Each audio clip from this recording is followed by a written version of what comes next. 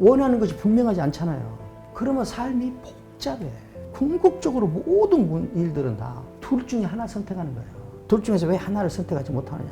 자기가 분명하지 않아서 그래요.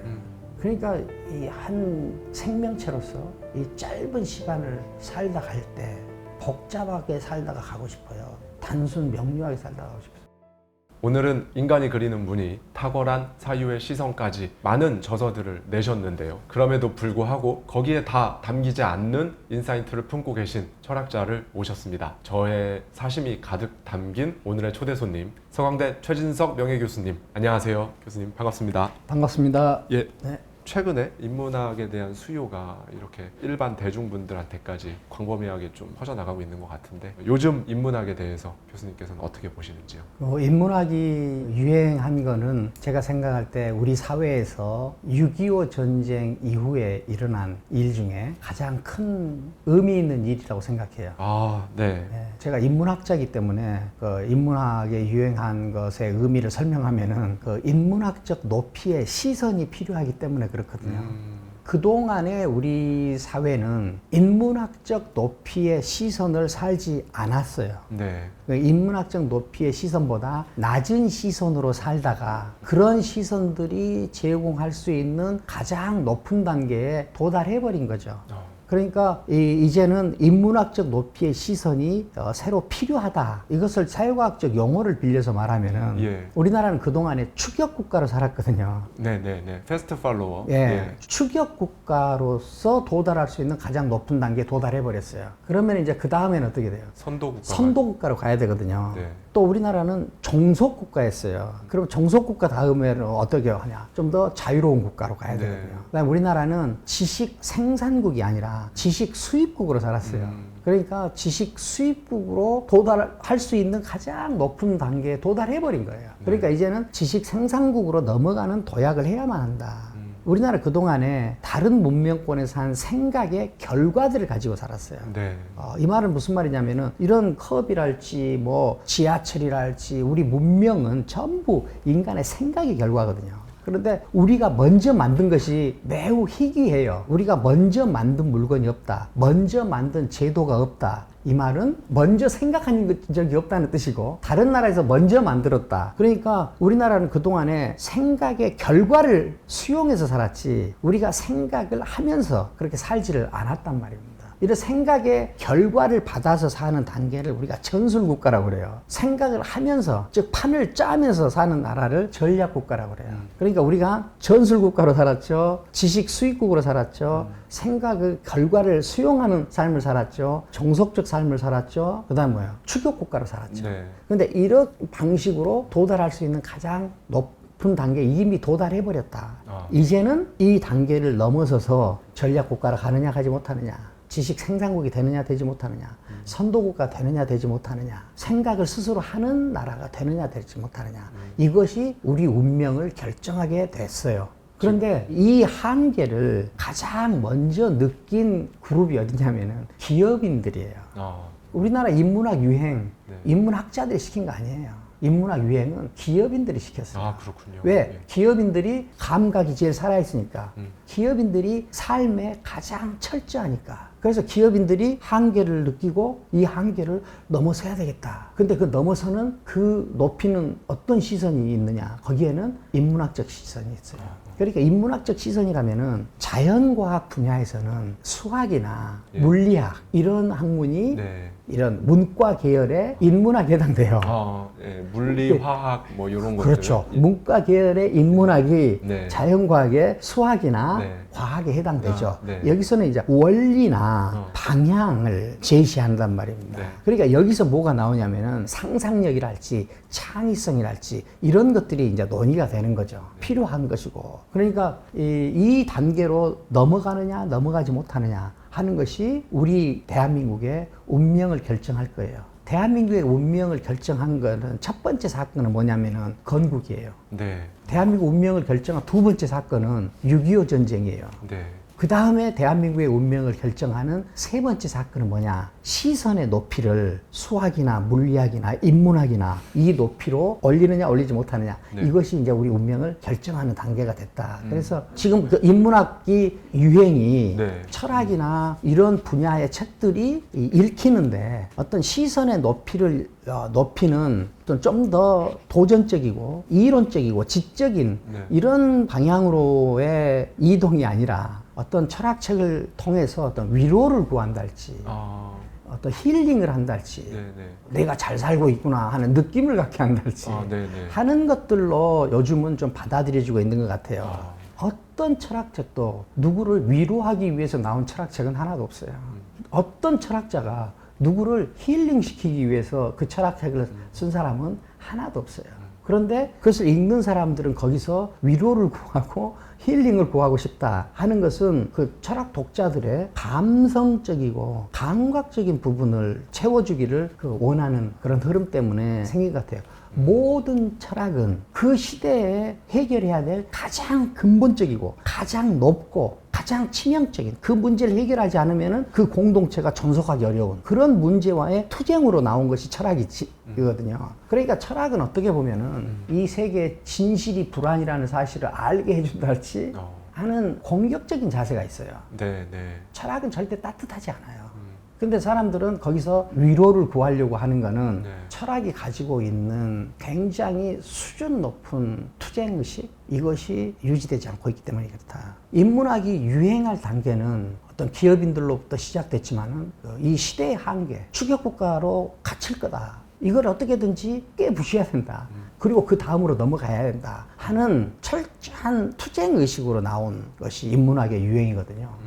그런데 그 투쟁의식이 많이 좀 꺾인 것 같다. 왜 그러면 투쟁의식이 쉽게 꺾이느냐? 그거는 시선이 높지 않아서 그래요. 왜 그러냐면은 법학이나 정치학이나 경제학 높이의 시선이 제공하는 삶은 우리한테는 매우 경험적이고 그것은 아주 잘할 수 있어요. 그냥 내일 같아. 그렇죠. 그런데 이 원리적인 영역 있죠. 네. 이거는 우리가 한 번도 경험해 보지 않았어요. 이 말은 무슨 말이냐면은 이 인문학적 높이의 시선이 중심 인사이트를 이루어가지고 이루어낸 사회를 뭐라고 하냐면은 선진국이라고 그래요. 선진국. 예. 그런데 우리는 선진국을 경험해 본 적이 없어. 선진적인 삶, 선진적인 교육, 선진적인 태도 이런 것에 대한 기억이 없죠. 우리한테 있는 가장 큰 한계는 뭐냐면 지금 선진적인 그 높이의 삶을 경험해보지 못한 것. 네. 안 해본 걸 지금 해야 되는 상황이죠. 그렇죠. 안 해본 걸 해야 돼요. 네. 안 해본 걸 하려면은 도전을 해야 되거든요. 그렇죠. 모험을 해야 돼요. 네. 도전을 하고 모험을 하려면은 해보지는 않았지만 그것을 내 현실로 받아들이거나 내 현실로 느끼는 그런 능력이 있어야 돼요. 네. 그런데 그 현실로 받아들이는 능력이 우리한테는 아직 없다. 그 능력이 아직 없다는 것을 뭘로 말할 수 있냐? 우리나라의 사회 병리 현상 중에 하나가 후진국형 재난이 끊이지 않는 거예요. 근데 후진국형 재난이 일어날 때마다 언론에서 이 반성적으로 기사를 쓸 때 이번에도 대증요법, 준비 부족, 훈련 부족 이런 이야기를 쓰잖아요. 네. 훈련이나 준비 이 단어를 모르는 사람이 없죠. 그런데 준비나 훈련이라는 것이 또 안전의식 부족 이게 세 가지를 들잖아요. 그렇죠. 안전이나 준비나 훈련은 아직 일어나지 않은 일을 대비하는 일이거든요. 그렇네요. 아직 일어나지 않은 일을 대비하자면은 아직 일어나지 않은 것이 현실이다. 그것이 진짜 있는 것이다. 라고 알아야 그걸 할 수 있잖아요. 근데 우리가 대증요법만 하는 것은 뭐냐면 눈에 보이고 만져지는 그 증상이 있어야 그 증상에만 반응하는 능력이 있다는 거예요. 그러니까 아직 일어나지 않은 일은 내 일로 보는 능력이 없어. 상상력이 결여되어 있는 사회. 그렇죠. 상상력이 결여돼 있죠. 그럼 네. 상상력도 아직 없는 것을 꿈꾸는 거 아니에요. 그렇죠. 없는 것이 다 뭐냐? 수학에서 나타나는 원, 이 세계 없는 거예요. 머릿속에만 있어. 이 구체적인 세상에서는 원이 없어요. 구체적인 세상에는 점도 없어. 구체적인 세상에는 직선도 없어. 그런데 그것을 있는 것으로 알고 다루어. 있는 것으로 믿고 다룬단 말이에요. 그 관념 속에 있어. 물리학, 물리 법칙은 구체적인 세상에서는 읽혀지지가 않아요. 네. 철학책 내용 어느 것도 구체적인 제스처나 이런 걸로 표현할 수가 없어요. 구체적인 것이 아니에요. 이 전문 용어로는 추상이라고 하는데 추상. 이거는 추상 영역이에요. 그러니까 우리가 수학이 발전하지 않았다, 물리학이 발전하지 않았다, 인문학이 발전하지 않았다, 철학이 발전하지 않았다. 이 말은 무슨 말이냐면은 이 추상 능력이 아직 훈련되지 않았다. 추상 능력이라는 게 뭐냐? 없는 것을 있는 것처럼 다룰 수 있는 능력이거든요. 그러니까 우리는 남이 만들어 놓은 것을 따라 만든단 말이에요. 남이 만들 때는 머릿속에서 없는 것을 구체적으로 만들어내. 네. 근데 따라하는 사람들은 이 세상에 없는 머릿속에 있는 것을 구체적으로 만들어내는 이 메커니즘은 경험을 하지 못해. 그냥 구체적으로 만들어진 것만 받아서 쓴단 말이야. 그러니까 보이고 만져지는 것만 있는 것이라고 생각해. 보이고 만져지는 것을 만들어내는 원리적인 것은 경험되지 않아요. 그렇기 때문에 이것이 난이도가 매우 높은 거예요. 그래서 지금 대한민국의 한계를 뼈저리게 느낀 분들이 그 한계를 돌파해서 도달할 그 높이의 시선을 향해서 부단히 노력했으나 그것을 견인할 어떤 힘이 우리한테는 아직 없어. 그것을 견인할 힘이 있으려면 어떻게 돼요? 추상 능력이 있어야 돼. 네. 그러니까 어떻게 돼요? 그것이 필요에 의해서 반짝 그렇게 등장했지만 지금 어떻게 돼요? 그것이 지속되지 못해요. 흔적이 남아서 뭐냐? 사람들이 다 눈에 보이고 만져지고 심리적으로 경험되는 것들 있잖아요. 네. 위로와 힐링을 구하려고 그래요. 그것이 뭐냐? 우리가 가지고 있는 이 능력의 한계 때문에 그래요. 그래서 1820년대 이걸 Great Divergence, 대분기라고 하는데 대분기 이후에 산업혁명 이후에 후진국이 선진국으로 올라선 얘기가 없어요. 후진국이 올라서다가 중진국이 갇히잖아요. 네. 중진국 갇히면은 거기가 끝이야. 중진국 함정에 중진국 함정이라고 하죠. 네. 거기서 다시 추락해. 어떤 나라도 이 중진국 함정을 벗어난 나라가 없어요. 그러니까 우리나라도 지금은 사실 중진국 함정에 지금 사실 빠져 있는 상황이라고 볼 수 있습니다. 일각에서는 여러 가지 지표들, GDP per capita, 국방력, 군사비 지출 뭐 이런 걸 가지고 선진국이다라고 지칭을 하는 시각도 있잖아요. 교수님에서 정의하시는 선진국은 일종의 헤게모니가 있었거나 현재 헤게모니 국가이거나 그렇죠. 한마디로 패권을 통한 영향력을 전 세계에 투사할 수 있었거나 투사하고 있는 국가들, 그런 선도 국가들을 선진국이라고 그렇죠. 지칭을 하시는 거죠. 그렇죠. 예. 몇 가지 예. 지표를 가지고 네.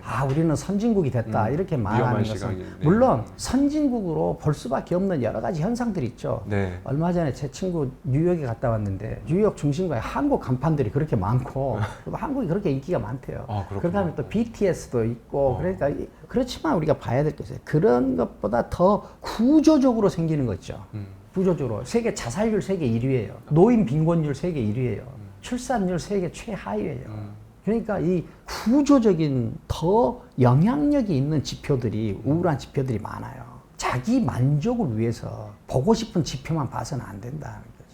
철학은 가장 높은 차원에 있는 학문이다라고 느낀 게 그 어떤 것에도 다 원리가 통용되는, 예를 들면 저는 이런 생각을 해봤습니다. 하나를 가르쳐주면 열을 안다. 근데 상식적으로 생각을 해봤어요. 아니 그게 말이 되나? 하나를 가르쳐주는데 9개를 새로 깨닫지?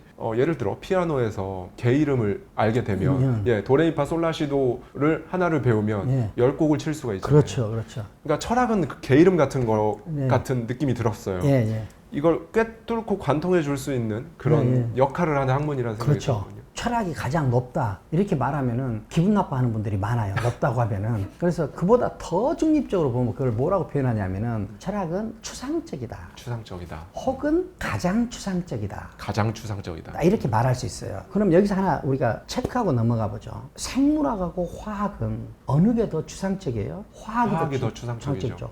생물학으로는 화학을 설명 못해요. 네, 맞습니다. 그런데 화학으로는 생물학을 설명할 수 있어요. 철학은 수학을 설명하는데 수학은 철학을 설명을 못해요. 그러니까 추상이야. 예를 들어서 수학은 1 더하기 1은 2 이렇게 말할 수 있죠. 이걸 구성적으로 설명한다 이 말이에요. 수학은 이 흔적이 있어. 그런데 철학은 어떤 것도 구체적으로 설명할 수 있는 게 없어요.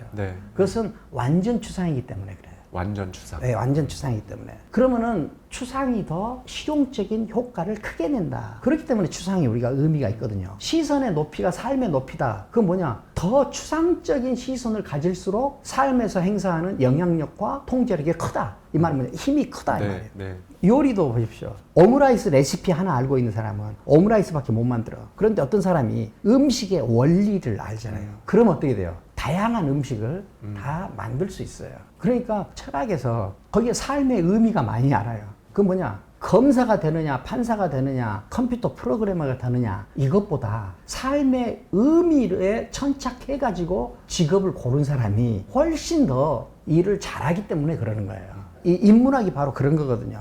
철학이 매우 추상적이고, 그러니까 흔히들 철학은 실용적이질 않다. 그런데 의미와 가치가 있기 때문에 철학을 한다. 이거는 철학으로 위로를 구하려고 하는 것만큼이나 생뚱맞은 일이에요. 이 세계의 모든 학문은 다 실용 학문이에요. 그 실용성이 어느 높이에서 나오느냐에 따라서 학문이 달라진다. 가장 고도화된 국가와 국가의 체계에서 인문학이 예. 자리 잡는다라는 말씀을 해주셨는데 그러니까 예. 인문학이 중요시 되기도 하고, 인문학적 삶을 사람이 살죠.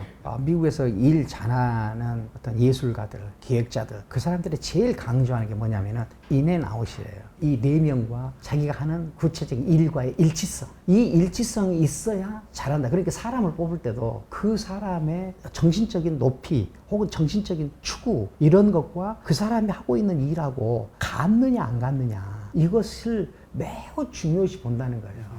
그런데 이런 것이 안 되어 있으면은 정신적인 세계 추구하는 일 따로 있고, 물질적인 추구하는 일 따로 있고, 그렇게 되면 어떠냐? 자기가 하는 일은 이 정신적인 가치, 자기 삶의 가치를 추구하기 위해서 돈 만드는 곳으로 전락해버리고, 이 안에서 자기는 어떤 성실성도 발휘하기가 어려워져 버린단 말이에요. 그러니까 우리가 그 인문적인 태도라는 것이 따로 있고, 비인문적인 태도가 따로 있는 것이 아니라, 구체적인 삶을 어느 높이에서 운용하느냐 하는 것이 가장 중요한 것 같아요. 아까 교수님께서 기업인 얘기를 해주시면서 네. 교수님 책에는 이제 상인의 예민한 더듬이라는 예. 표현을 해주셨는데요. 기업인들이 가장 예민한 더듬이를 가지고 있는 이유는 그들은 생과 사의 갈림길을 걷고 있기 때문에 네. 예민할 수밖에 없다. 예민할 수밖에 가장 예민한 촉을 그렇죠. 가지고 있다. 이렇게 말씀해 주셨잖아요. 예, 그게 우리나라의 예. 어느 직업군도 자기가 한 의사결정이 잘못됐을 때 그 직업에서 쫓겨나는 일은 없어요. 그런데 유일한 직종이 뭐냐면 기업인들이에요. 한 번 한 의사결정이 잘못되면 죽음이에요, 그냥. 그러니까 기업인들은 생과 사의 경계에 있는 거예요. 이 생과 사의 경계에 있으면 어떻게 돼요? 사람이 불안해져요. 불안해지면 어떻게 돼요? 예민해져요. 예민해지면 어떻게 돼요? 다 알게 돼. 여기서 불안을 그러면은 어떻게 해야 되겠어요? 불안을 해소해야 되겠어요? 품어야 되겠어요? 불안을 품는 게 좋겠나? 품어야죠. 품어야 돼요. 그러니까 사람이 약하면은 불안을 감당하려고 하지 않아. 사람이 약하면은 불안을 해소하려고 그래. 그 불안 자체가 자기를 뒤흔들지 않을 정도로 자기를 키우는 수밖에 없어. 이 불안 때문에 자기가 힘들다. 불안 때문에 힘든 게 아니에요. 자기가 작아서 힘든 거야. 그 불안을 품어버릴 정도로 자기가 크지 않아서 그래요. 그러니까 마음이 크면 불안하는 것이 아니라 그 불안과 투쟁하거나 불안을 관찰하거나 그걸 이용할 수도 있겠네요. 그걸 이용하거나 그런단 말이에요. 그런데 이 마음의 크기가 작으면은 불안으로부터 도망가려고 그래. 감당이 안 되니까. 예. 그래가지고 사람들이 뭐예요? 편하려고 그래. 네. 그래가지고 마음 편한 것이 최고다는 말을 끓는 피가 있는 사람이 눈 똑바로 뜨고 말할 때도 있어요. 어떻게 마음 편한 게 최고일 수 있어? 마음 편한 거 최고 아니야. 예. 마음 편한 거를 행복이라고 착각한다고. 그래가지고 전부 어떻게 심리적인 위안을 구하려고 그러지, 삶의 최전선으로 나가가지고 투쟁하려고 하지 않아. 불안해서 도망가지 마세요. 불안을 자세히 들여다봐. 그리고 불안과 싸워. 그러면 어떻게 돼요? 자기가 커져. 자기가 커지면 어떻게 돼요? 큰 사람이 되는 거예요. 네. 큰 사람이 되면 시선이 올라가. 그러면 힘이 세죠. 통제력과 영향이 커지니까. 그렇게 해서 인간이 한 발짝 한 발짝 앞으로 나가는 거예요. 결국 기업인과 같은 상인과 같은 탁월한 직감을 갖추려면 어떤 노력을 해야 한다고 보세요? 직감이라는 건요. 예. 언제 생기느냐. 원하는 것이 매우 강력할 때. 그때 직감이 와요. 그때 영감이 와. 그러니까 이 원하는 것이 한없이 강렬한 사람한테 오는 선물 같은 거예요. 삶에 원하는 것이 없거나 약해. 그러면은 이 직감이라는 것은 안 생겨요. 내가 우리 대학 교수할 때 우리 학생들한테 이렇게 말하거든요. 원하는 걸 합시다. 원하는 걸 해야 오래 할 수 있고 잘할 수 있습니다. 그럼 학생들이 전부 동의해. 교수님 말씀이 다 맞는데 저는 무엇을 원하는지를 모르겠어요. 그런 분들이 거의 대부분이죠, 사실. 그 다음에 그보다 더 심각한 거 뭐냐. 자기가 무엇을 원하는 사람인지를 자기한테 물어본 적이 없어. 행복하지 않다고 그래요.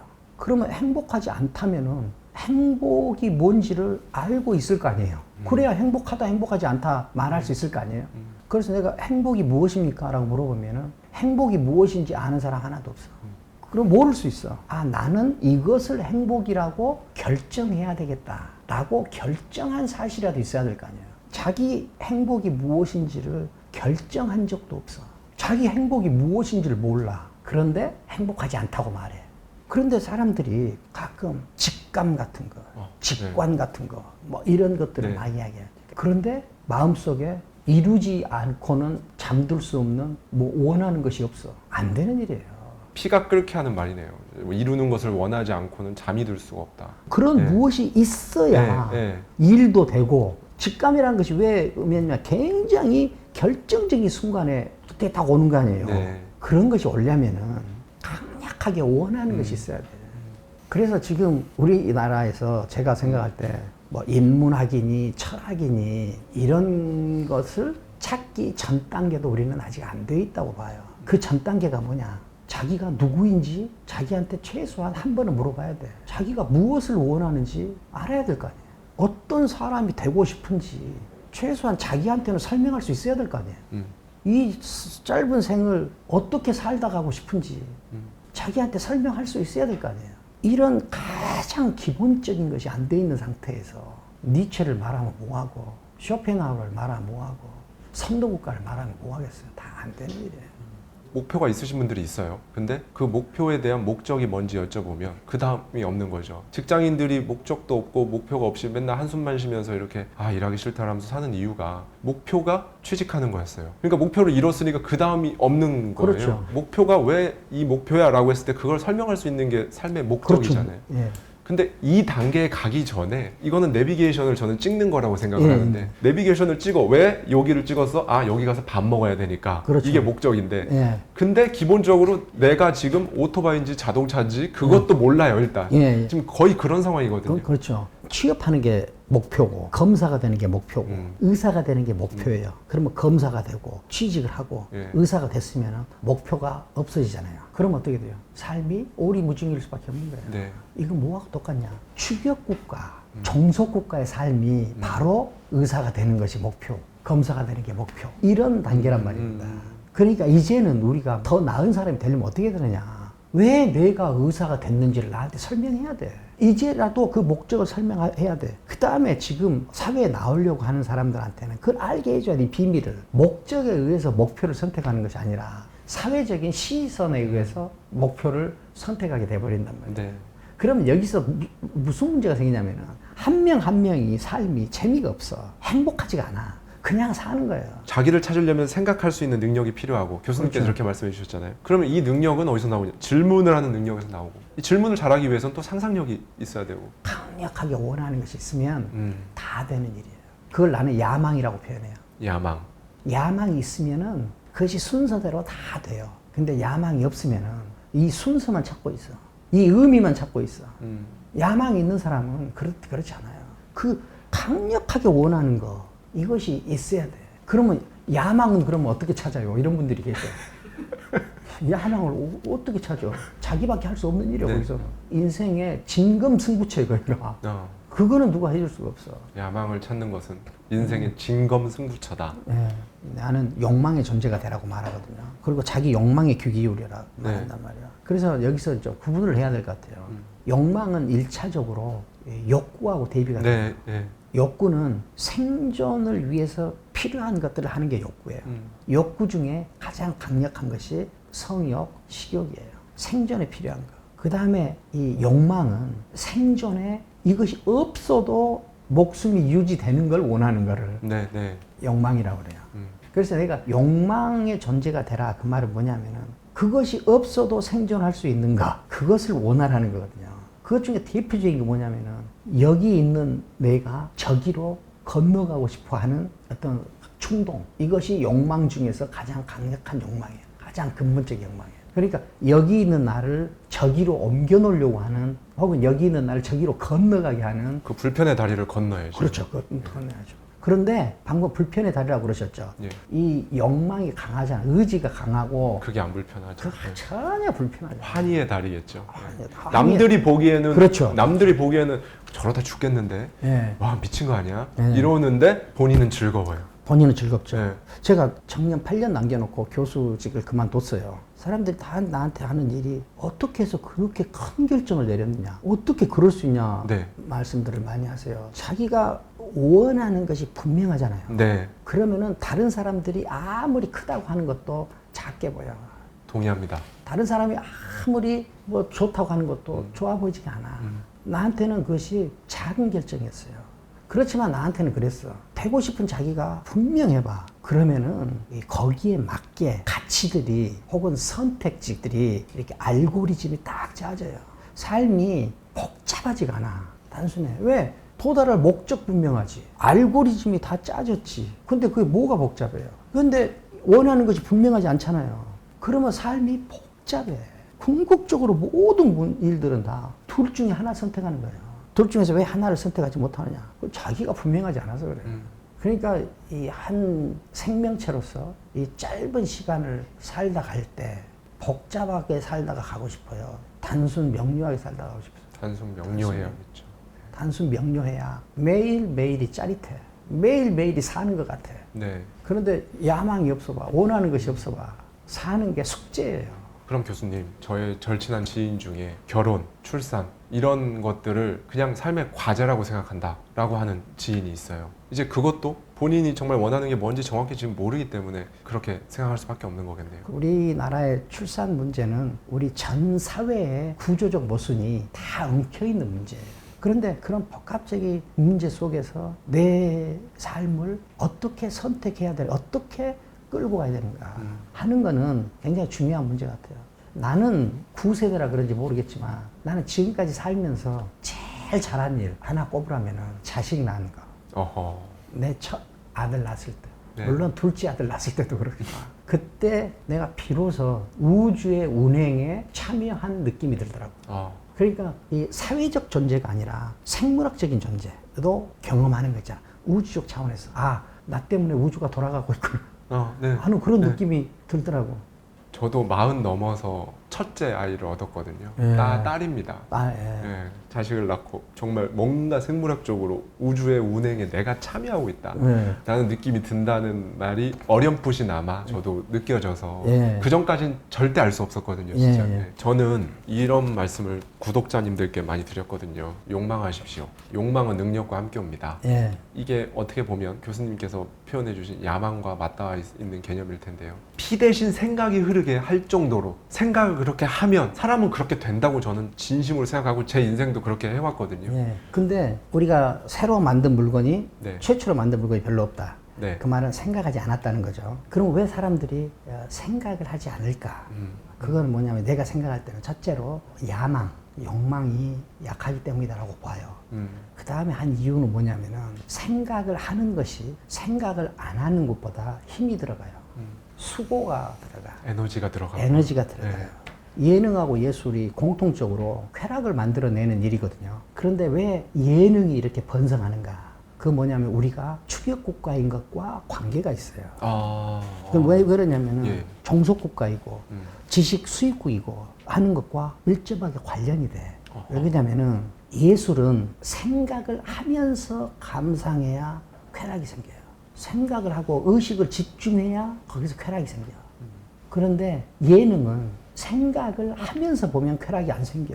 생각을 안 하고 봐야 쾌락이 생겨.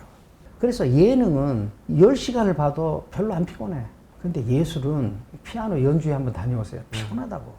그러니까 생각을 하고 의식을 집중하는 일은 굉장히 에너지가 들어가는 일이에요. 그래서 생각하는 거는 상당한 훈련이 필요해요. 질문보다는 대답에 익숙하거나 지식을 생산하는 일보다 수입하는 일에 빠져서 그렇게 사람들은 생각할 때 들어가는 수고를 감당하려고 하지 않아요. 그래서 또 계속 편한 걸 더 좋아하고 힘이 들어가는 것을 안 하는 거거든요. 그래서 이 지적인 수고를 하는 것이 습관이 안 된 사람들은 생각을 할 수가 없어요. 그래서 어떻게 돼요? 생각을 안 하는 거죠. 마음은 편할지 모르지만 삶의 효율성, 그 다음에 자기의 성장, 이거는 멈춰버리게 되죠. 저는 쓰시라고 하거든요, 구독자님들께. 제가 뭘 원하는지 모르겠어요, 목표가 뭔지 모르겠어요, 뭐 이렇게 한다면 A4 용지 한 장 놓고 써보십시오. 왜냐면 쓰면 교수님 말씀하신 대로 일단 단어 한 글자라도 아무거나 쓰면 거기서 생각이 이제 시작되거든요. 그렇죠. 저 교수님 책에서 이거는 구독자님들께 꼭 한번 낭독해드리고 싶었는데 3줄밖에 안 됩니다. 글자는 영혼이 세상에 직접 강림하기 어려워 머릿속에서 몇 번 폭파한 후 팔독을 거쳐 팔목을 타고 흐르다가 종이 위에 떨어져 여러 가지 모양으로 응고된 것. 그래서 글쓰기 가운데 연애 편지가 가장 어렵다. 예, 라는 말을 해주셨어요. 결국 행복, 내 삶, 내가 원하는 것, 목표, 목적 이런 것들이 전부 다 사실은 생각을 해야 되는데 생각하는 연습이 안 돼 있고 더 생각할 시간이 없는 것 같아요. 왜냐면 스마트폰이라는 게 이제 등장을 했잖아요. 결국엔 이것도 연습이 필요한데 이걸 시작하는 거는 일단 써보는 것에서부터 시작하는 게 저는 가장 좋은 방법 중에 하나다라고 생각이 드는데 교수님께 의견은 어떠신지? 저는 완전 동의해요. 아, 네. 완전 동의해요. 네. 저는 그런 것을 많이 경험했거든요. 누가 나한테 학생들이 면담을 오잖아요. 그러면 어떤 대화를 나누고 싶은지 A4 용지로 한 장을 먼저 써서 보내라고 그래요. 그러면은 놀라운 일이 일어나요. 그 학생이 A4 용지로 한 장 쓰면서 많은 문제가 해결이 돼요. 그래가지고 나하고 면담할 때는 그냥 해결해서 즐거운 일 이런 이야기만 하다가요. 글을 쓰면 해결이 돼. 글쓰기하고 똑같은 일은 운동이에요. 운동. 걷기. 저는 무슨 문제가 있는 학생이 찾아오면 먼저 오래오래 걸으라고 말해줘요. 오래오래 걸어도 문제가 해결이 안 되면 그때 다시 얘기하자고 그래요. 그런데 대부분 다 해결이 돼요. 저는 글쓰기는 매우 중요하다고 생각을 해요. 그런데 글쓰기를 한 번 해가지고는 효과가 크지 않아요. 오래 할 수 있어야 돼. 번뜩번뜩하는 깨달음은 순간적으로 있거든요. 그런데 왜 삶은 승화가 잘 안 되느냐? 지속하지 않기 때문에 그래요. 그러면 무엇이 지속하냐? 간절함이에요, 간절함. 간절함. 원하는 것이 강력한 거. 이것이 무엇인가를 지속하게 만들어주거든요. 교수님께서 그 도덕경의 봄날 얼음 풀리듯이 하라 라는 말씀을 해주셨어요. 네. 봄날의 얼음, 소위 얼음도 아니고 물도 아니고 예, 그런 상태인 건데 봄날의 얼음 풀리듯이 하라라는 이 말씀을 해주신 그 안에 담겨진 뜻을 한번 말씀을 좀 해주시죠. 이 도덕경을 관통하는 하나의 핵심 주제는 유무상생이에요. 유무상생. 대립면의 네. 공존. 어떻게 보면은 기업인들이 생과 사의 경계에 있는 거 있죠. 네. 그 사실은 자기 몸 안에 생과 사가 공존하고 있는 거거든요. 보통 사람들 몸 안에는 생만 있어. 사는 없잖아요. 네. 그런데 무엇인가 절실한 사람한테는 생과 사가 공존한단 말이에요. 그러니까 봄날 얼음 풀리듯이 하라는 뭐냐면은 봄날에 얼음이 풀리면은 얼음 풀리는 끝자락을 보면은 이게 물도 아니고 얼음도 아니에요. 그런데 얼음으로는 분명히 있어. 분명하게 얼음이 있는데 그 끝은 물과 얼음의 경계에 있는 거예요. 네. 그 상태를 유지하라. 이것을 저는 뭐라고 표현했냐면 경계에 서라. 경계에 서라. 또 경계에 서라 이렇게 말하니까 그냥 가운데 있으면은 이쪽도 선택 안 하고 이쪽도 선택 안 하고 가운데 있으면 경계에 선다는 게 그것이 아니라 좀 비유적으로 말하면은 피부에 서라 그 말이에요. 피부. 피부는 나의 안이에요, 밖이에요? 경계네요, 피부가. 경계죠. 네. 경계에 선다 그 말은 내가 외부의 것과 항상 연결돼 있다. 도덕경에 이런 말이 있거든요. 하늘이 맑고 푸르게만 하려고 하면 하늘이 무너져 내릴 것이다. 땅이 단단하려고만 하면 장차 쪼개져 버릴 것이다. 이런 말을 하거든요. 네. 너의 생명력, 너의 성취는 너와 다른 것, 이질적인 것과 어떻게 관계를 맺느냐 하는 것이 결정할 것이다. 그러니까 어떻게 보면은 항상 열려 있으라, 항상 깨어 있으라 라는 말도 되거든요. 너는 피부를 통해서 너 아닌 것과 항상 관계를 맺어라. 그런 의미와도 같은 것 같아요. 아까 말씀 주신 이쪽에서 이쪽으로 안 해본 걸 해서 저쪽으로 가고 싶은데 사실 안전지대라고 하잖아요. 여기에서 못 나가는 분들이 굉장히 많으세요. 엄두가 안 나고 상황이 지금은 마땅치가 않고 뭐 이런 여러 가지 다양한 사유들로 인해서 하지 못하는 분들이 너무 많은데 그럼에도 그분들은 자신의 삶이 지금하고 좀 다른 모습이기를 원하고는 있는데 그런 상태에 있는 분들께 교수님께서 예. 원하고 있다고 말씀하셨는데 진짜 무엇인가를 원하고 있었으면 아주 다행 같아요. 만약에 지금 삶이 힘들면 그 삶이 왜 힘든지 자기한테 조곤조곤 설명해 보세요. 그래서 삶이 힘들어요. 그럼 어쩌자는 거예요. 삶이 힘들어서 그 힘든 삶 속에서 있으면서 누가 위로해 주기를 기다리고 그렇게 살 것인지, 이 힘든 것을 안 힘들게 만들고 싶은지, 이 힘든 것에서 벗어나고 싶은지, 이걸 자기한테 설명할 수 있어야죠. 근데 힘들다고 하는 사람들이 이것이 왜 힘든지, 나는 왜 이것을 힘들게 받아들이는지를 설명하는 지적 수고를 했느냐, 그것을 검토해 봐야 돼요. 그 다음에 더 나은 무엇인가의 삶을 꿈꾼다면은 그 더 나은 삶이 무엇인지 막연하면 안 돼. 자기가 글로 쓸 수 있어야 돼요. 네. 그런데 지금 거기로 가기에는 아직 여러 가지 상황이랄지 뭐가 이렇다. 네. 당연한 거죠. 무엇을 원한다고 해서 지금 당장 하는 일을 그만두고 바로 그쪽으로 갈 수도 있지만 여기에는 기술이 필요해요. 언제 하느냐, 어떻게 하느냐 하는 이 기술적인 문제들이 항상 있죠. 그런데 이것이 강력한 원하는 것이 있으면은 이런 기술적인 문제들은 다 고안이 되고 다 해결이 돼. 근데 저는 지금 힘들다고 하시는 분들이 계시면은 저는 첫째는 손을 잡고 힘든 것을 함께 공감하고 싶습니다. 힘든다는 것을 이해해요. 그 다음에 왜 힘든지를 일단 먼저 자기한테 설명해 봅시다 라고 말하고 싶어요. 이런 일련의 과정이 명료하게 정리돼서 이 삶이 정리정돈된 어떤 모습이 되려면은 제일 중요한 거는 자기한테 되고 싶은 자기가 분명해야 돼요. 자기가 무엇을 원하는지 자기한테 설명할 수 있어야 돼. 어떻게 살다 가고 싶은지 자기한테 설명할 수 있어야 돼. 어떤 사람이 되고 싶은지 자기한테 설명할 수 있어야 돼. 우리가 위로 이야기를 하잖아요. 위로라는 단어만 나와도 삶이 두 계층으로 나뉘어요, 인간이. 위로를 구하는 사람과 위로를 제공하는 사람이다. 나는 위로를 구하는 사람으로 살 것인지, 위로를 해주는 사람의 입장에 서서 살 것인지, 이것도 자기가 결정해야 돼요. 삶은 원래 불안이에요. 그 정체를 자기가 분명히 인식하고 자기한테 설명하면은 거기서 빛이 보여요. 왜? 인간은 그렇게 태어났어.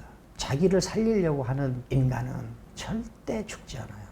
그런 일들이 잘 이루어지려면은 여러 가지가 있지만 그 중에 하나만이라도 분명해야 돼. 나는 무엇을 원하는가. 이것만이라도 분명해야 된다.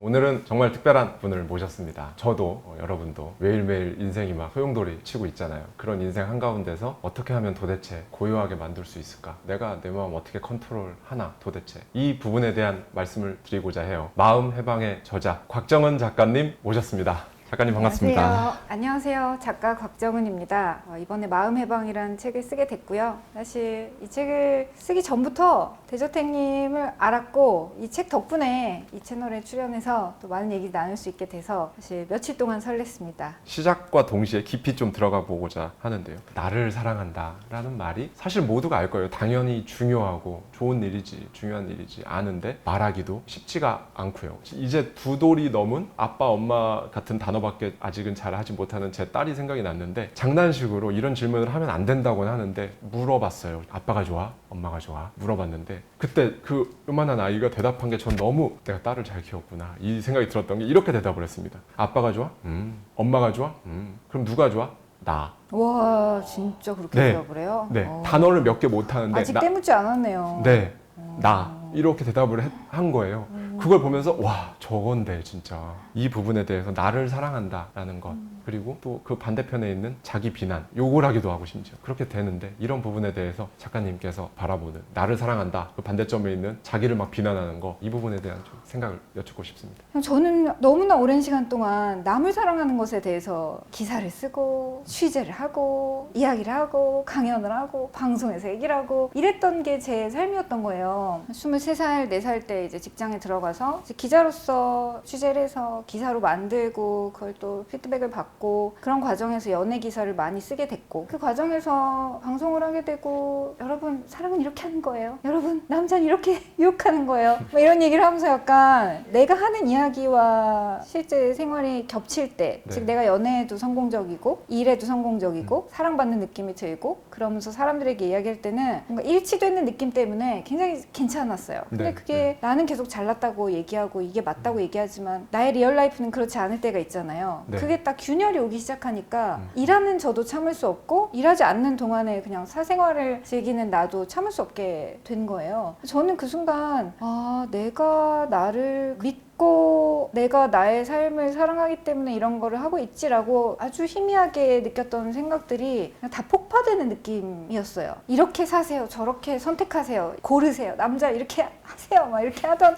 모든 메시지들이 아, 다 빛 좋은 개살구 같은 거였구나. 내가 나를 진짜 사랑한다는 자각이나 어떤 강력한 내면의 에너지가 없이 많은 얘기들을 했던 것들이 다 호황됐다라는 것을 느낀 순간 전 제 인생의 빈틈을 채우고 싶어졌고 그래서 그때부터는 야 도대체 내가 뭘 빼먹고 40살까지 살고 있었지? 라는 생각을 하게 됐죠. 그게 이제 30대 후반의 일이었는데 그때부터였던 것 같아요. 그래서 이제 지금은 그때로부터 또 한 7년 정도의 시간이 흘렀고 그래서 마음에 대한 이야기들을 할 수 있고 또 나를 사랑한다는 것에 대해서 지난 7년 동안 내가 겪었기 때문에 내가 열심히 훈련했기 때문에 이런 얘기들을 할 수 있게 된 것 같아요. 한 사람의 곽정은이라는 사람으로서 이런 부침이 있었고 그 과정에서 나조차 모르고 있었던 내 인생에 아주 커다란 공허감, 싱크홀 같은 부분이요. 부하가 주어지기 전에는 싱크홀이 생기고 있다는 걸 모르지만 네. 어느 순간 다 무너졌을 때는 야 뭐가 이렇게 구덩이가 컸어. 근데 그게 바로 나에 대한 사랑이었어 라는 지점이었고 그 지점은 거의 대부분의 사람이 자신을 사랑하는 명확한 힘에 대해서 모르고 살아가고 있다고 생각하고 사실 한국의 제도 교육을 경험한 모든 사람은 모를 수밖에 없다. 어떻게 알지? 네. 알면 그 사람은 다른 DNA를 가진 사람. 대부분 이 교육을 받고 살아난 사람은 자신을 미워하고 혐오하고 계속 부족하다고 체근할 수밖에 없게 키워지기 때문에 그게 정상이다 이 사회에서는. 그래서 오히려 아까 말씀하신 것처럼 나를 사랑하는 것, 내 내면을 돌보는 것 이런 것이 되게 이질적으로 느껴지고 왜 유난한 생각을 해? 너가 그렇게 얘기하면 내가 뭐가 돼? 라는 마음으로 불편하게 볼 수도 있을 것 같아요. 마음의 방 책에도 보면 나옵니다만은 30대 후반에 정말 치열하게 했던 연애에서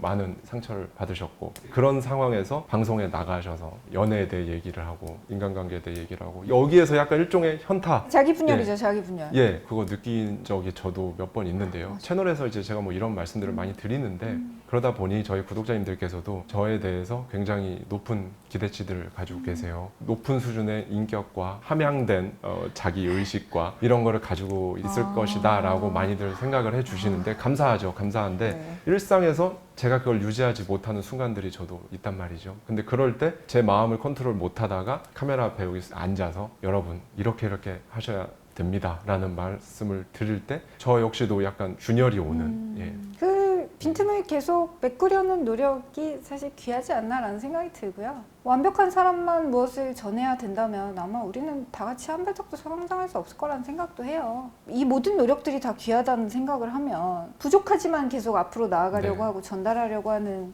되게 아름답지 않나요? 방금 말씀해 주신 거에도 생각이 딱 들었는데 수천 년 전에 모든 종교들에서 말하고 있고 수천 년 전에 철학자들도 말하고 있고 너에 대해서 알아야 되고 너에 대해서 너 스스로를 아껴야 되고 이런 말들이 사실 몇천 년 전부터 그렇게 왔다는 건 뭔가 관통하는 그 보편적인 원리나 법칙이 분명히 저는 존재한다고 생각하거든요. 네, 저도 그 부분은 동의해요. 지금까지 너 초등학교 가야 돼. 야, 가야 돼? 이러고 이제 초등학교 갔고 중학교도 가야 된다. 왜?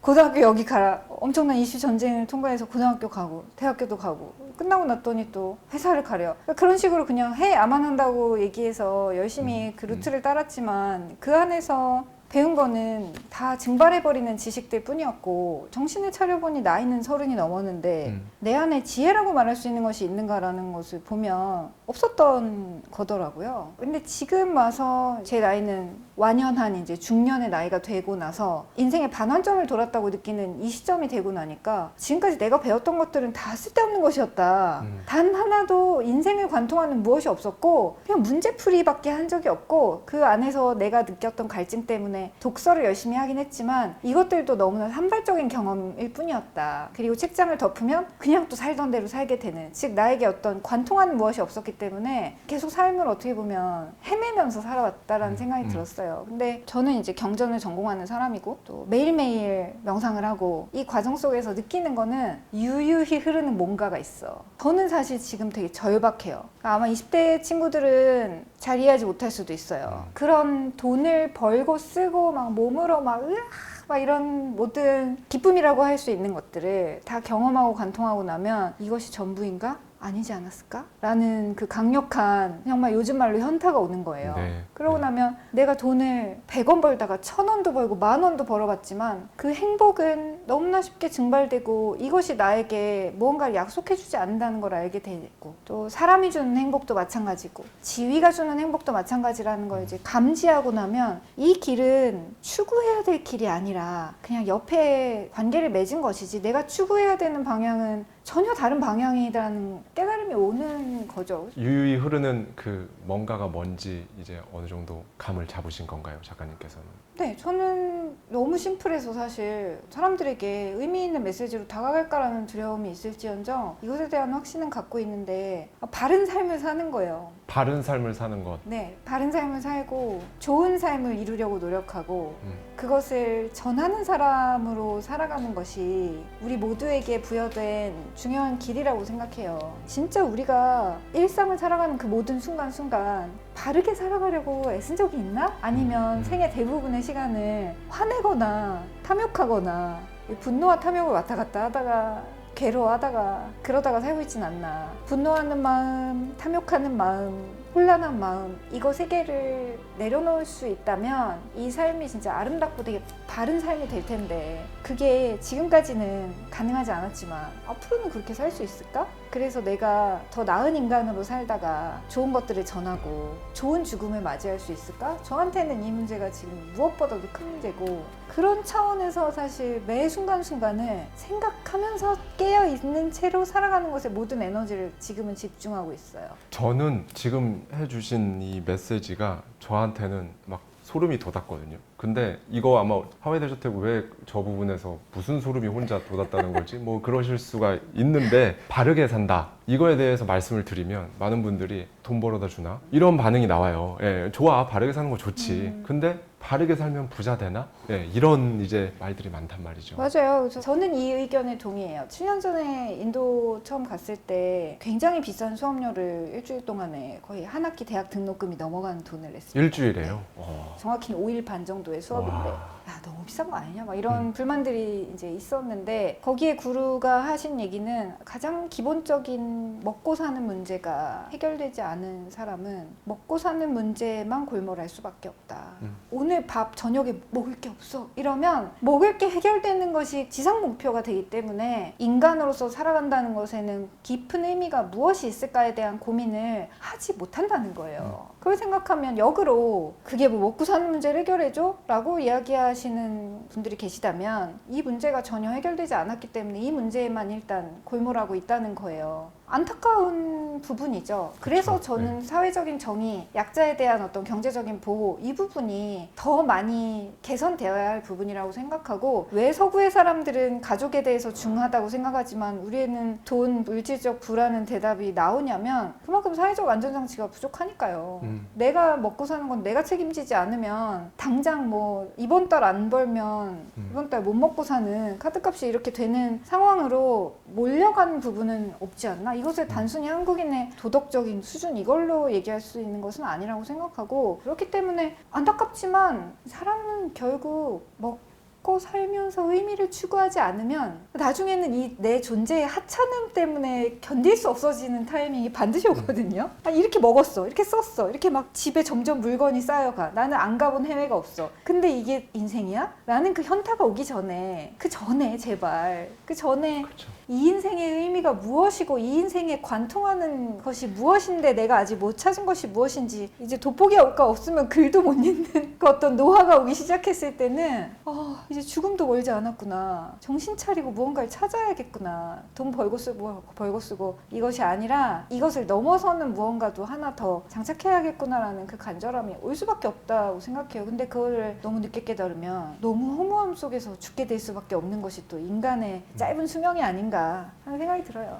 그 부분 관련해서 파스칼의 이 한 말을 인용해 주셨어요. 인간의 모든 문제는 도대체 방 안에 혼자 가만히 앉아있지 못하는 것으로부터 다 시작된다. 저의 언어로는 셀프 고립이 필요하다. 나에 대해 아는 거는 사람들하고 좋은 데에서 파인 다이닝을 하면서 그런 자리에서 나에 대해 알 수 있는 것이 아니라 지하실로 좀 들어가야 된다. 그게 영원한 게 아니고 일시적으로 어떤 순간에 들어갔다 나와야 그걸 좀 알 수가 있다라는 말씀을 드리는데, 그래서 저는 여쭙고 싶었어요. 명상을 또 이렇게 하시고 제가 경험해 보지 못한 부분이 또 책에 많이 담겨 있더라고요. 그래서 방 안에 혼자 앉아서 명상, 내면의 상태를 들여다보게 되면 어떤 것들을 좀 더 알 수가 있는 걸까요? 이 명상이라고 얘기하면 제대로 배우지 못했을 때는 가이드에 따라서 뭔가 상상하는 것, 그래서 좀 편안해지는 것, 네. 이런 얘기를 명상한다라고 이제 너무 많은 클립들이 그런 식으로 가이드를 하기 때문에 그것을 경험한 사람은 나 명상해봤어. 근데 달라진 것도 없고 네. 그냥 또 음악만 틀어놓고 하자니 잡생각이 너무 많이 올라와서 명상 안 해. 시도하는 사람은 맞는데 그 길을 계속 걸어가는 사람은 정말 찾기 힘들어요. 사실은 그게 아니고요. 실제 수행은 대단히 고단합니다. 그리고 괴로워요. 명상의 3대 요소는 통증, 망상, 졸음이에요.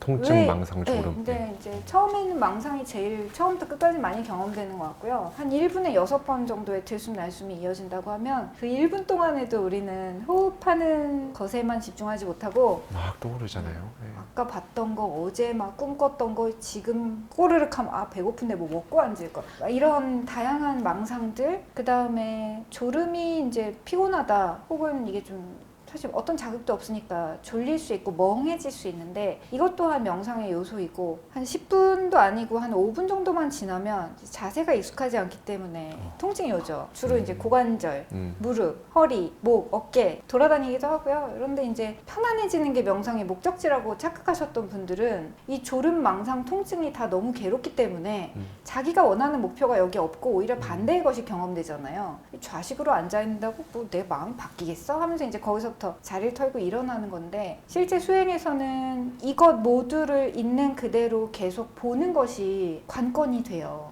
그거 자체를 일단 다 계속 볼 수 있어야 되는 거예요.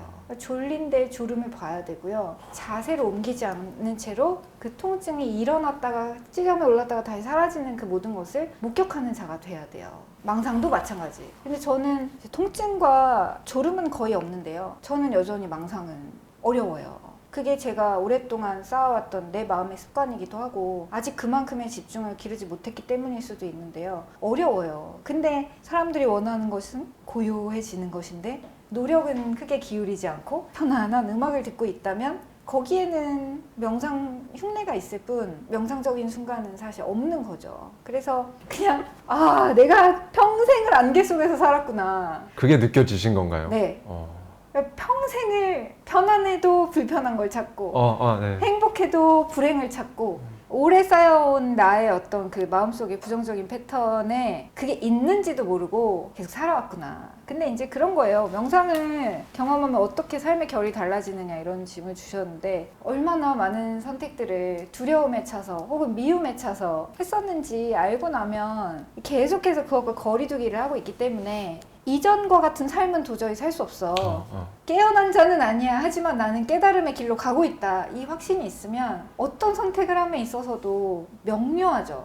그리고 때때로 화가 나는 상황들도 겪어요. 이렇게 노력했는데 같이 일하는 사람들이 서포트 안 해줄 때 나는 되게 진심이었는데 그 사람이 경제적으로 뭔가 나한테 해를 끼치고 막 알고 보니 사기꾼이었을 때 그 모든 상황들 속에서 진짜로 내가 해야 될 것이 무엇이고 내가 끄달려 가지 말아야 될 요소가 무엇인지를 순간순간 알 수 있게 되는 그것이 저의 삶이 달라진 굉장히 큰 부분인 것 같아요. 뭐 아직 물론 많이 부족합니다만 적어도 안개 속에 있는 느낌은 아니에요. 목표가 없으신 분들이 거의 대부분이고, 근데 삶에 목표가 있으신데 저는 목표만 또 있으면 안 된다고 생각하거든요. 목표만 있으면 그게 예전에 저의 30대까지도 그다음에 작가님의 그 20, 30대를 봐도 서울 아파트 사는 게 목표인 사람 많거든요. 근데 그걸 설명할 수 있는 게 저는 목적이라고 생각하거든요. 그쵸. 지금 작가님께서 말씀하시는 그런 마음 공부 그리고 명상을 통해서 깨닫게 되는 것들, 목적과 목표, 이거에 대해서 작가님은 어떻게 생각하세요? 생각하는 힘을 잃어버리는 교육을 받은 한국인은 절대 자신에 대해서 생각할 수 없게 되어 간다고 저는 생각해요. 문학적인 표현으로 거세 당하는 거죠. 넌 왜 그렇게 생각해에 대해서 묻지 않고 이것을 외워라, 풀어라, 해석은 이게 맞다, 이렇게 하는 교육은. 그래서 사람들 어떻게 자기의 인생에 대해서 철학적인 문제를 고민할 수 있죠? 그러니까 모르는 게 당연해요. 목표밖에 없는 게 당연하고, 하지만 더 늦기 전에 목표를 넘어서는 목적지가 있어야 한다는 것을 깨닫고, 그리고 그 목적지는 단순히 어떤 스타일, 라이프 스타일의 문제가 아니라 어떠한 존재로 살다 가고 싶은가, 자신이 생각할 수 있는 가장 숭고한 형태를 고민해 보긴 해야 돼요.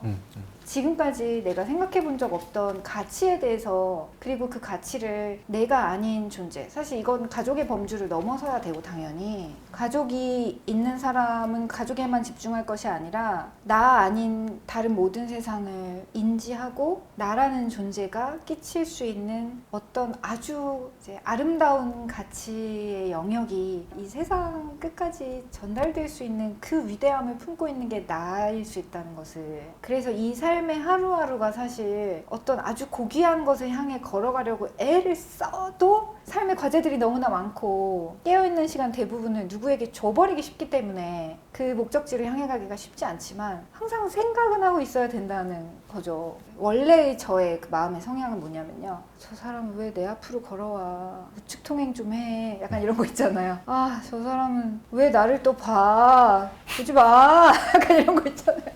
그러니까 나가서 마주치는 그 타인이란 존재가 가끔 되게 버겁고 막 나에게도 막 짜증과 신경질과 부딪히는 것도 싫고, 왜 엘리베이터에 계속 서, 막 이런 거 있잖아요. 미세하게 흐르는 스트레스 많은 환경에서 자라온 한국 사람으로서의 짜증과 스트레스가 있어요, 저도. 근데 그거를 내가 계속 안고 거리를 이제 돌아다니고 산책을 하면 그 시간이 너무 고통스러워요. 다 짜증이에요, 눈으로 보면. 뭔지 전 너무 아시죠? 알 것 같아요. 너무. 네, 너무 알 것 같아요. 쟤는 왜 저래? 저건 또 뭐야? 여기 길바닥은 왜 이래? 네. 막 이런데 그러는 내 자신을 참을 수 없다는 것을 몇 년 전에 느꼈고, 지금은 어떻게 하냐면 마주치는 첫 번째 존재에게 내 사랑을 마음속으로 보내요. 그러니까 엘리베이터에서 예를 들어 딱 내려가는데 누가 서면 옛날 같으면 아, 왜 서? 그렇죠. 네. 막 이건데 지금 아이고 오늘은 이제 4층에서 7층이었나? 초등학생이 섰어요. 아이고 또 등교하는구나. 오늘 하루 너 진짜 재밌는 일 많기를 하고, 그 아이 살짝 옆으로 이렇게, 이게 뭐 텔레파시도 아니고 그냥 아무것도 아니야, 내 마음을 그렇게 일으키는 거예요. 오늘 하루가 평안한 길을 하고 내려가면 마주치는 모든 강아지든 풀들이든 그렇게 나의 마음을 자비로 물들이고 걸으면 인생의 근원적인 진리에 접촉하게 되는 이 힘은 어디서 오냐면 내가 오늘 아침 일으킨 자비에서 오는 거예요. 그 자비의 마음을 내가 스스로 일으키면 나를 오랫동안 붙잡고 있던 짜증과 신경질과 혹은 잡생각들이 안개가 아침이 되면 사라지듯 거치니까 그 안에 나에게 떠오르는 것은 인간으로서 해야만 하는 정확한 사유밖에 남지 않는 거죠. 작가님은 제가 느끼기에는 굉장히 예민한 타입이신 것 같은데, 저 역시도 어떤 얘기를 들었냐면 예전에 시험 기간에 다들 공부를 하는데 저는 그때 막 너무 힘든 거예요. 이거 내가 왜 공부를 해야 되고, 이거 학점 이거 잘 맞으면 뭐 취직? 나는 근데 딱히 취직을 하고 싶진 않은데 나중에 취직을 했습니다만은 뭔가 막 그런 거에서부터 시작해서 갑자기 시험 기간에 예민해지고 센치해지고 그때 누구 후배 한 명이 저한테 그런 거예요. 선배같이 예민한 사람을 난 처음 봤다. 이런 상황에서 그런 얘기를 하는 거죠. 그래서 저는 그게 저의 큰 아킬레스건이라고 생각을 했거든요. 그런데 시간이 지나고 보니 이런 저의 가장 부끄러웠던 이 모습을 속에 있는 것들을 말씀드리기 시작하니까 그게 많은 분들께 굉장히 도움이 되었고, 그다음에 저의 그런 예민함으로 항상 뭔가 나아가야 될 때 혼자 앉아가지고 당연해서 생각할 필요성조차 느끼지 못하는 것들에 대해 저는 생각했던 것들, 그런 것들에 대해 말씀을 드리니까 그거에 대해 또 많은 위로나 공감을 된다고 말씀을 해주시고 그런 것들을 저희가 느꼈거든요. 근데 작가님의 30대 후반부터 지금까지 이렇게 느끼셨던 것들, 마음의 방 책에 나와 있는 것들, 그런 내용들이 저는 책을 읽으면서 그 예민함에서 비롯된 보석 같은 인사이트들이 아닐까, 어떻게 보면. 아까 파스칼 얘기하셨잖아요. 네. 그 어떤 자극도 없고 볼 것도 없이 내가 그냥 방 안에 혼자 있어보는 경험. 그러니까 어쩔 수 없이 컴퓨터와 휴대폰은 집에 있겠지만 다 끄고 TV도 음악도 없이 그냥 앉아있을 때 내가 뭘 하고 있는지는 봐봐야 돼요. 저는 진짜 모든 분이 한 번씩 그걸 해봤으면 좋겠어요. 진심으로 그렇게 생각합니다. 저도 그거 정말 그거 안 해보고 죽으면 안 돼요. 당장 오늘 해보시고 아무 자극이 없고 방에 나오면 혼자 있고 이럴 때 아무것도 보고 있지 않을 때 내가 선택하는 것이 지금의 현재 나예요. 지금 내가 막 전화기 보고 싶다 이러면 네, 그냥 그게 나인 거고, 그냥 그렇게 아무 자극이 없는데 평안하게 앉아서 내 마음을 느낄 수 있으면 그 정도의 나인 거고, 그 순간 먹고 싶다, 보고 싶다, 냉장고나 열어볼까 이러면 이제 그게 나인 거예요. 황당하죠. 그렇게까지 자신을 고립시켜 놓고 내가 어떻게 하는지, 내가 누구인지 대면하지 않을 수 없는 상황이 되는 거예요. 어디로도 도망갈 곳이 없이 나와 혼자 있는 거예요. 근데 그걸 인간이 참을 수 없고 이렇게까지 하는 이유가 뭘까? 거의 일상 대부분의 시간을 누구와 있거나 누구에 대해서 생각하거나 뭘 보거나 끊임없이 자극과 이런 것들로 나를 밀어넣는데 이게 맞냐? 때로는 독서조차도 도망침이 아니냐? 이 문제에 대해서 생각해 봐야 되고, 이걸 통과하면 제 생각에 또 다른 삶이 펼쳐질 것 같아요. 그 스웨덴 스님이 그런 걸 하러 갔을 때 2박 3일 만에 포기하고 내려오거든요. 내려오면서 스스로 이런 얘기를 해요. 왜 나는 정말 끈기가 있는 사람인데 지금까지 살면서 이런 걸 했고 이런 걸 했고 이런 걸 했고 살아오면서 정말 끈기가 있는 사람인데 도대체 2박 3일 만에 뛰쳐나와서 왜 그 수행을 포기했을까, 명상 수행을 포기했을까 라는 얘기를 하는데 거기서 이런 게 나옵니다. 뭐 채소만 풀만 나오는 밥 충분히 견딜만 했다. 그럼요. 잠자리 딱딱한 그 바닥의 잠자리 충분히 견딜만 했다. 말하지 못하는 거 충분히 괜찮았다. 그런데 내가 버티지 못한 이유는 이제 말을 하지 못하니까 속에 있는 내가 자기한테 끊임없이 말을 걸어오더라는 거죠. 그 공격적인 말들과 비난의 말들과 나를 괴롭히는, 내가 나를 공격하는 그 말들로 인해서 정말 2박 3일 만에 세상에서 가장 끈기가 있다고 생각했던 내가 그것 때문에 견디지 못하고 잠시도 쉬지 않고 떠드는 그 목소리들 때문에 그만 이렇게 포기하게 됐다라는 내용이 나오거든요. 수행은 본질적으로 편하려고 하는 게 아니에요. 고통의 문제를 내가 있는 그대로 직면해야 되는데 그것이 어떻게 보면 누군가에겐 그렇게 끊임없이 떠드는 말소리로 들릴 것이고,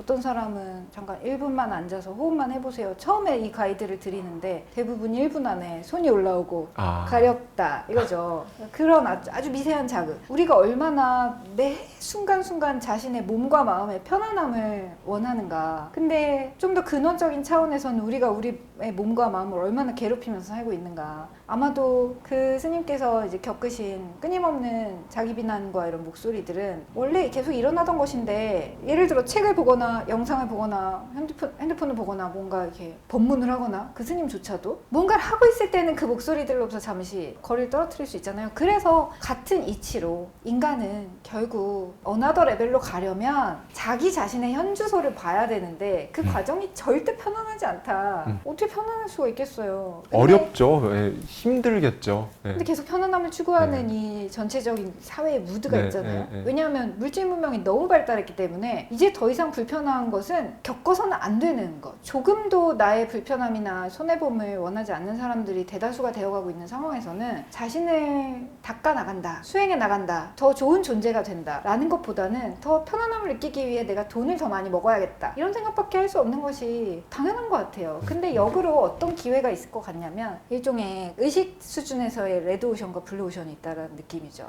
너무 많은 사람들이 돈 하고 있는 의식의 상태로 가면 거기가 레드오션이 되는 거고요. 그냥 서로 막 싸워서 돈을 얻으려고 하는 그런 영역에서 어떤 사람들이 있다면, 많은 사람들이 하고 있지는 못한 오직 이 인생의 깊은 갈증과 이것에 대면하고 더 나를 좋은 존재로, 바른 존재로 만들어가고 싶다라는 아주 순수한 도덕적인 열망이 있는 사람들은 편안함이나 돈을 많이 번 쪽으로 넘어가는 게 아니라 더 진솔하고 진실된 어딘가로 향하고 있을 거란 말이죠. 그래서 이 사람들이 저는 더 많은 어떤 흐름을 만들지 않을까. 그게 그냥 계속해서 뭐 물질적이든 혹은 정신적이든 이 영역에서의 이렇게 계속 흘러가는 게 아닐까? 언제나 욕심에 가득 차서 행동을 했던 사람들은 모든 시대를 막론하고 있었다. 유인원 시대에도 있었을 거예요. 그럼요. 걔들이 막 죽이고 막 이러면 누군가는 그러면 안 된다고 말했을 거고, 우리 다음 시대에도 그런 사람들은 계속 있을 건데, 나는 이 시대에 이 몸으로 태어났으니 어느 쪽 노선을 택할 것인가? 당연히 나는 더 인간적으로 살다가 갈래, 이런 것에 대한 열망이 있기 때문에 그러려면 그 무엇보다도 나를 계속 봐야 되는 거예요. 그 아까 말씀 주실 때 죽음에 대한 얘기도 얼핏 이제 말씀을 해 주셨는데, 사실 가장 큰 이벤트 두 개가 출생과 죽음일 거거든요. 그런데 출생은 뭐 이제 매년 생일을 세레모니 하면서 이제 기념하지만, 죽음에 대해서는 모른 척 한단 말이죠. 두려움이 있으니까요. 네, 두려움이 있으니까. 엄청 두렵죠. 네, 제가 최근에 좀 제 딴엔 충격적이었는데, 아파트 상가에 다른 뭔가를 사려고 갔는데 옆에 사진관이 있었어요. 어르신들이 오셨는데 영정사진을 찍으러 왔다. 얼마입니다 하니까 가격 괜찮네요 하면서 뭐 찍으시고 이제 이런 소리가 옆에서 이렇게 들린 거죠. 그래서 제 딴엔 좀 충격을 받았어요. 대화를 처음 들었거든요. 영정사진을 찍으러 왔다. 곧 우리의 미래예요. 예. 근데 정말 생각했을 때 지금까지 40대인 제가 느끼기에 정말 훅 왔거든요. 훅. 그러면 조금 훅 하면 저렇게 되겠구나. 그러면 한 번은 분명히 들여다봐야 되는 그런 시간이 꼭 필요하다고 생각합니다. 가져보고 싶으십니까? 그런 네. 시간을? 네. 망설이면 늦습니다. 근데 이제 한 가지 얹고 싶은 말은 있어요. 내가 무슨 생각을 하고 어떤 삶을 살고 싶고 내가 뭘 좋아하고 등은 사실 별로 그렇게 깊게 생각할 필요는 없는 일인 것 같아요. 왜냐하면 그것은 계속 변하고, 제가 예를 들면 1년 전에 완전 쇼컷이었어요. 대표님과 비슷한, 알고 선생님과 있습니다. 비슷한데 갑자기 그 머리가 너무 별로인 거예요. 네. 옛날에 뭐 이렇게 길었다가 네. 그 머리가 너무 별로서 이렇게 잘랐는데 네. 갑자기 그게 너무 별로고, 계속 이렇게 중성적으로 입었는데 제가 어제 막 원피스를 검색하고 있는 거예요. 나 왜 이러고 있지? 그러니까 이런 어떤 미약한 어떤 취향, 뭐 생각, 내 느낌, 나의 위치, 나의 뭐 가진 것들, 이 모든 것들은 굉장히 중요하게 기억해야 되는 게 무상하다라는 것이에요. 저는 경전을 바탕으로 지금 공부하고 살고 수업을 만들고 있으니까, 왜 사람들이 이렇게 죽음에 대해 두려워하고 죽음을 안 보려고 하냐면, 무상이라는 것에 대해서 몸으로 체득한 적이 없기 때문에 계속 자기가 죽지 않는 존재인 것처럼 살고 느끼고 경험하려고 하는 거예요. 사실은 내가 좋아하는 게 뭐지? 생각하는 거는 1초면 되죠. 난 파란 컵 좋아해. 이거에는 테이스트는 나를 알아가는 것과 거의 상관이 없고, 나라는 인간이 본질적으로 갖고 있는 성질은 무상하다라는 것. 내 생각도 감각도 의식도 어떤 모든 것들이 영원하지 않기 때문에 붙잡을 것이 없다라는 것을 알고 나면 그게 바로 저는 해방이라고 생각하는데, 그러면 무상의 한 형태가 바로 죽음이잖아요. 그렇죠. 늙어가는 나의 모습을 볼 때 현대인들은 계속 피부과를 가도록 종용당하는 게 올려 막 이거 있잖아요. 그래서 제가 책에도 썼지만 올리셔야 돼요 막 이러는데, 올리고 나면 젊게 보일 수는 있겠지만 죽음으로 향하는 것에는 전혀 차이가 없다. 좀 땡긴 채 죽겠지 이런 생각을 하면 이게 다 무슨 소용이야. 인간은 결국 선택해야 돼요. 반드시 늙고 병들어 죽는데 넣어서 땡기는 쪽으로 갈래? 아니면 늘어지는 피부를 보며 내 삶의 이 무상함을 관통하는 사람이 될래? 저는 두 번째 사람이 되기로 했어요. 이 늙어가고 이렇게 되어간 저의 몸을 보면서 난 무엇을 깨달을까? 돈을 여기다가 쓸까? 아니, 여기 집착하지 않는 인간이 된다. 그래서 이 무상성을 나를 보면서 깨닫는 거지, 내가 뭘 좋아하지? 이거는 거의 의미 없다. 저는 그렇게 봐요. 근데 보통 죽는다는 것이 너무 두려워서요, 사람은 늙은 사람을 혐오하는 것 같아요.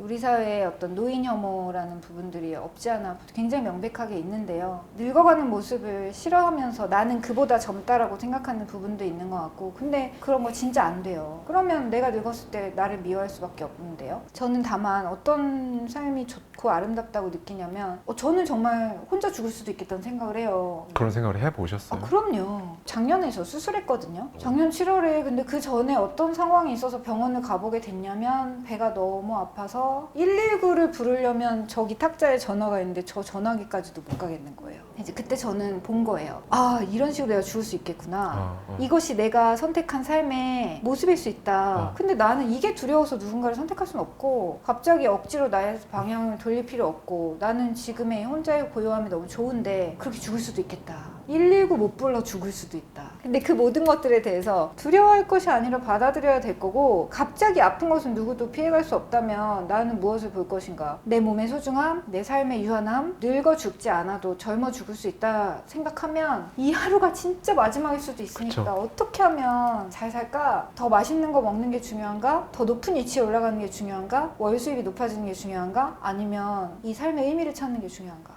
나는 너무 찾고 싶다. 내일 죽어도 찾고 싶다. 책에 즐겁게 살지 말고 의미 있게 살아라 라는 메시지가, 이 부분 전 오늘 이 영상 보시는 많은 분들이 들으셨으면 해서, 매일 어떤 지시를 받고 하는 모든 일마다 평가를 받고 좋은 이야기보다 나쁜 이야기를 들을 일이 훨씬 많이 생기는 이곳에서 버틴 끝에 받는 200만 원, 사람에 따라서는 300만 원 혹은 400만 원 정도의 월급, 그냥 이렇게 버티려고 인생이 시작된 것인지. 근데 돈은 절대적인 힘이며 의미였기 때문에 의문을 키우기보다는 수능을 택하는데 익숙해졌다 라는 부분이 나오거든요. 그러니까 사람은 뭘 하고 있으면 이걸 왜 하는지 알아야 의미를 찾을 수가 있잖아요. 그러다가 어느 순간 일하는 사람으로서 나에게 잊지 못할 순간, 익명의 독자가 보내온 두 줄의 엽서, 그 엽서에 곽정은 기자님의 글은 참 이해하기 쉽게 잘 써 있어서 좋습니다 라는 딱 그 두 줄, 그 엽서를 보고 내가 쓴 글을 실제로 사람들에게 도달이 이렇게 돼서 이런 감정을 느끼는 사람들이 있구나. 그 순간 나는 완전히 각성되었다. 내가 하는 이 일이 누군가에게 의미로 전달되고 있다는 것을 알게 됐으니까. 이 부분이 저는 너무 좋았는데요. 결국 즐겁게 살지 말고 의미 있게 살아라, 빡세게 쓰신 이 작가님의 이 즐겁긴 해야죠. 즐거움은 포기할 수 없는데, 오직 즐거움을 향해 살아가는 것은 진짜 안 돼요. 기분 좋다라는 감각은 삶에 굉장히 기본적으로 필요한 것이지만, 나의 모든 선택들이 다 기쁘기만 하려고 하는 것이면 그것에는 반드시 좌절이 있을 것입니다 라는 얘기를 드렸던 거죠. 근데 저는 좀 전에 얘기하신 것 중에 도달이라는 단어를 얘기하셨잖아요. 독자에게 네. 가서 이제 도달했다라는 그 감각. 결국 도달인데, 저는 이게 인생의 진리라고 생각해요. 내가 인간으로 태어난 까닭은 사유하는 엄청난 고귀한 능력을 갖고 태어난 자이기 때문에 나는 반드시 어딘가에 도달해야 되는 거예요. 근데 그게 10억짜리 아파트 이게 아니라 다른 타인에게 도달해야 되는 존재라고요. 그것이 다른 사람에 대한 자비이든 내가 경험한 지식을 전달하는 자이든 도달하고 전달해야 되는 존재라서 인간으로 태어난 거예요. 저도 탐욕적으로도 살아보았고 이것저것 다 해보았지만 그 끝에는 만족감이 없어요.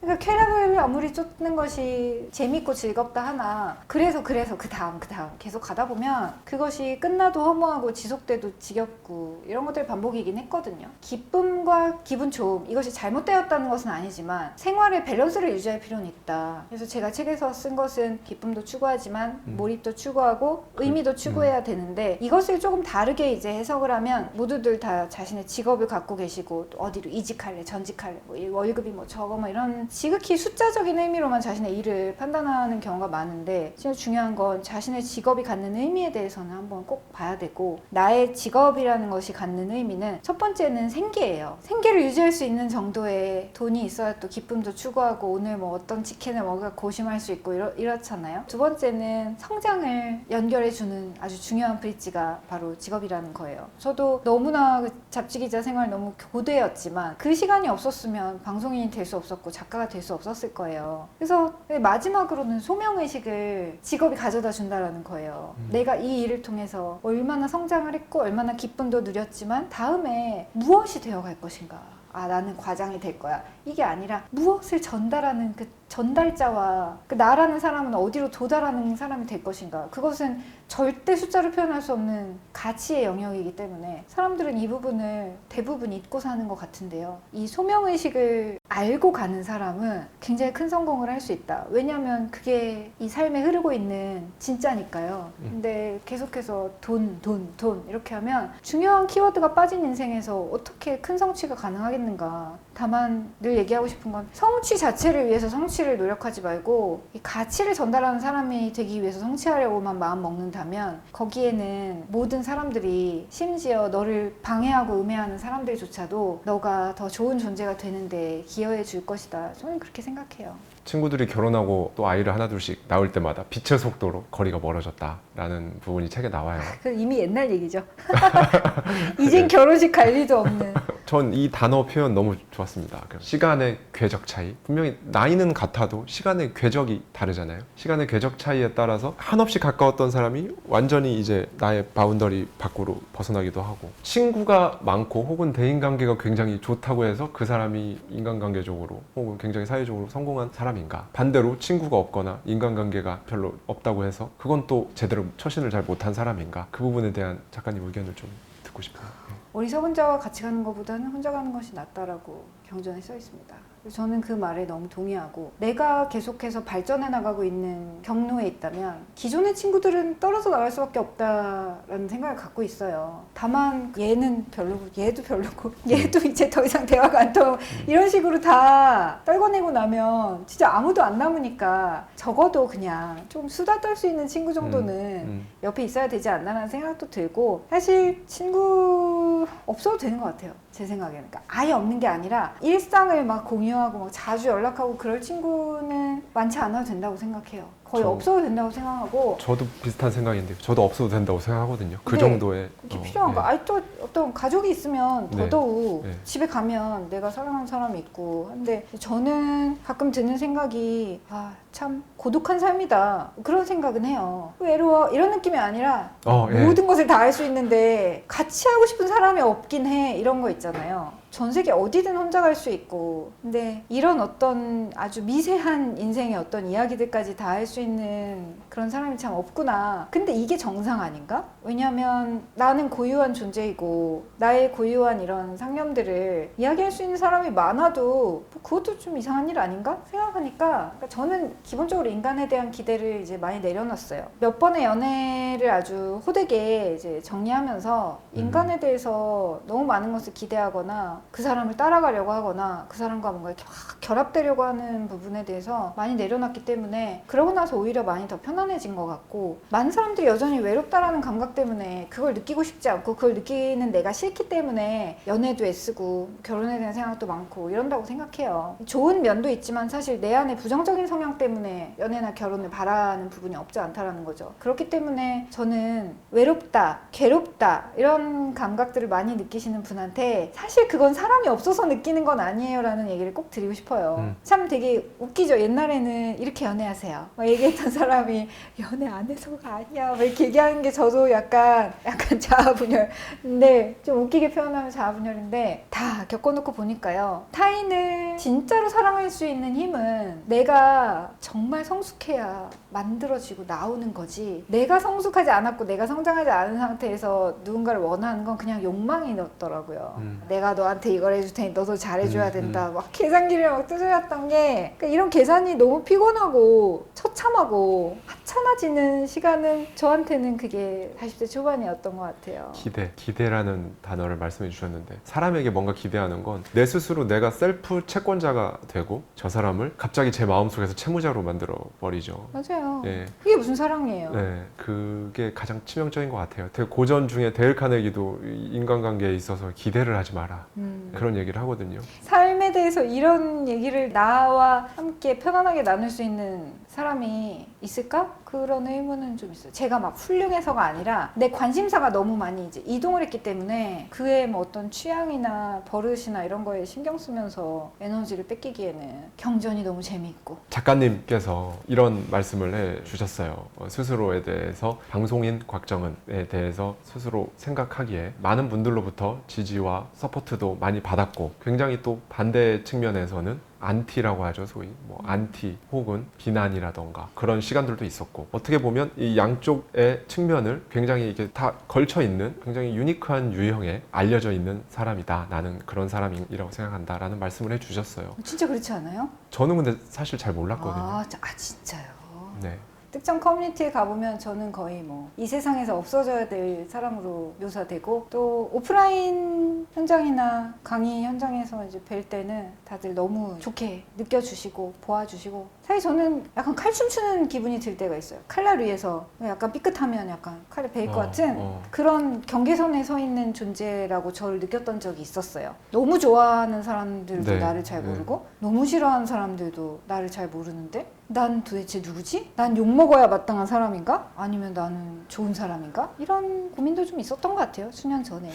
작가님께서는 이제 어느덧 방송 10년 넘었죠. 10년이 넘으셨죠. 2013년에 본격 시작했고, 그 전에도 뭐 사실 일회성 출연들 많았으니까 이제 뭐 방송인이자 작가로서 대중에게 알려진 사람으로서 미움 받는다는 것, 또 이제 미움, 분노, 혐오 뭐 이런 것들에 대해서 어떤 걸 그간 느껴오셨고 지금은 또 어떻게 생각하시는지 한번 쭉 말씀을 해주시면 좋겠습니다. 최초의 감정은 억울함이었던 것 같아요. 억울함. 내가 생각하는 것을 어딘가에 올리거나 했을 때 그것에 동의하지 못하는 사람들이 공격적인 글들을 쓰거나, 혹은 뭐 방송에서 어떤 말을 했는데 그것이 막 형지풍파를 일으키고, 당시에는 연예 기사에 댓글도 있었고 실시간 검색어도 있던 시절이라서 와, 그거를 진짜 정면으로 막, 사실 그때는 그래서 억울했었어요. 어떻게 해야 되지? 라는 그 혼란함도 굉장히 컸었고, 저는 막 기획사가 있거나 나를 대신 해줄 수 있는 사람이 없이 직장인을 하다가 이제 방송인이 됐으니까 어떻게 보면 너무 날것에 막 이런 멘트들에 노출이 되면서 정신 똑바로 차려야지 생각을 했었던 것 같아요. 그래서 그때 당시의 생각은 나는 옳아, 저들은 틀렸어, 내가 이렇게까지 뭐 했는데 왜 저렇게까지 공격을 하지? 내가 어떤 사람인지 알긴 알아? 하는 이제 억하심정이 저도 있었던 것 같아요. 근데 그런 식으로 대처하고 대응해서는 내가 이 문제를 도저히 풀 수도 없고, 또 하나 풀 수 없는 것은 누군가가 나를 미워하기로 마음 먹은 것에 대해서 내가 이것을 바꿔줄 수 없다는 사실이었어요. 옛날에 최하정 언니가 이렇게 얘기를 했다고 하더라고요. 아니, 나를 뭘 알면서 이렇게 욕을 해? 악플을 달아? 라고 어떤 연예인인지 호소를 했더니,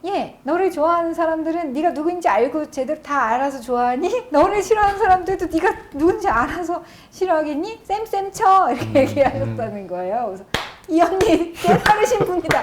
진짜 이 중간에서 딱 명쾌한 눈으로 보신 거 아니에요. 어쩌면 방송 초반에 환호를 받다가 또 어떤 일부 특정 사람들한테는 막 끊임없이 욕먹고, 나는 어쩌면 정말 편안한 상태에서 아주 좋은 말을만 하는 사람은 아니었구나 라고 뒤늦게 깨닫게 됐어요. 이 공부를 하면서 저의 이제 지나온 커리어나 지나온 어떤 사람들의 반응이나, 나를 잘 모르는데도 좋아해 주신 것은 내가 가진 너무 큰 행운이었다. 근데 나를 잘 모르지만 나를 공격하고 싶어하는 사람들 또한 그냥 그들의 선택이었다. 그리고 사실 뭔가 문제가 됐었던 발언이나 나의 글이나, 누군가는 속 시원하다 하지만 누군가는 싫어할 수 있었다면, 사실 그 말을 쓰고 하고 할 때 내가 나를 드러내기 위해서 너무 애쓰는 상태는 아니었나. 그러니까 모두에게 기분 좋은 얘기만 할 수는 없지만 사실 내가 그렇게 편안하지는 않은 상태에서 어떤 말을 했구나. 그러니까 나라는 사람을 더 드러내고 싶어 안달나 있었던 방송인으로서 내가 나를 컨트롤할 수 없는 미숙한 상태였구나 라는 것을 깨달았고, 이런 이제 제가 공부하는 게 경전이다 보니까 사니파타나 팔정도에 대한 책을 보면 명확하게 그게 더 오는 거예요. 팔정도에는 바른 말, 바른 생계가 굉장히 이제 현실적인 주제로 나와요. 바른 말이라고 하면 바르고 고운 말, 뭐 이런 캠페인일 것 같지만 그런 정도가 아니라, 이 말을 해서 누구에게 해를 끼치지 않는가, 쓸데없는 말은 아닌가, 즉 잡담도 하지 말라는 거예요. 2500년 전에 이미 잡담하지 말라고 돼 있어요. 쓸데없는 말 하지 마라. 네, 어제 야 그 예능 봤냐? 이런 얘기조차도 사실 하면 안 된다는 거예요. 그리고 험담하는 이야기, 쓸데없는 이야기, 거친 말. 네, 거친 말, 이간질하는 말, 이 모든 말들이 팔정도라는 철학 안에서 하에서는 안 되는 행동이에요. 방송인으로서의 나는 항상 내가 정의로워야 되고, 내가 멋있어야 되고, 톡톡 튀어야 되고, 이런 생각에 사로잡혀서. 근데 당연히 그러고 당연히 싶죠. 누구나 그러고 방송에 싶었죠. 출연하는 사람이라면요. 그래서 내가 잘못했다라는 것보다는 그때 내가 미숙했구나. 나 너무 욕심에 가득 차 있었구나. 그래서 내 말이 잘못돼서 누군가가 이렇게 극렬하게 반응한다라는 생각이 아니라 내가 나 자신을 더 신면에서 컨트롤할 수 있었으면 그렇게 표현하지 않았을 테고, 그럼 쓸데없이 애초에 드글드글 하던 사람들, 불만이 많던 사람들, 혹은 아주 작은 어떤 표현조차도 몰려와서 뭐라고 하는 사람들의 에너지를 내가 끌고 오지 않았을 수도 있었겠네. 내가 욕심을 냈구나.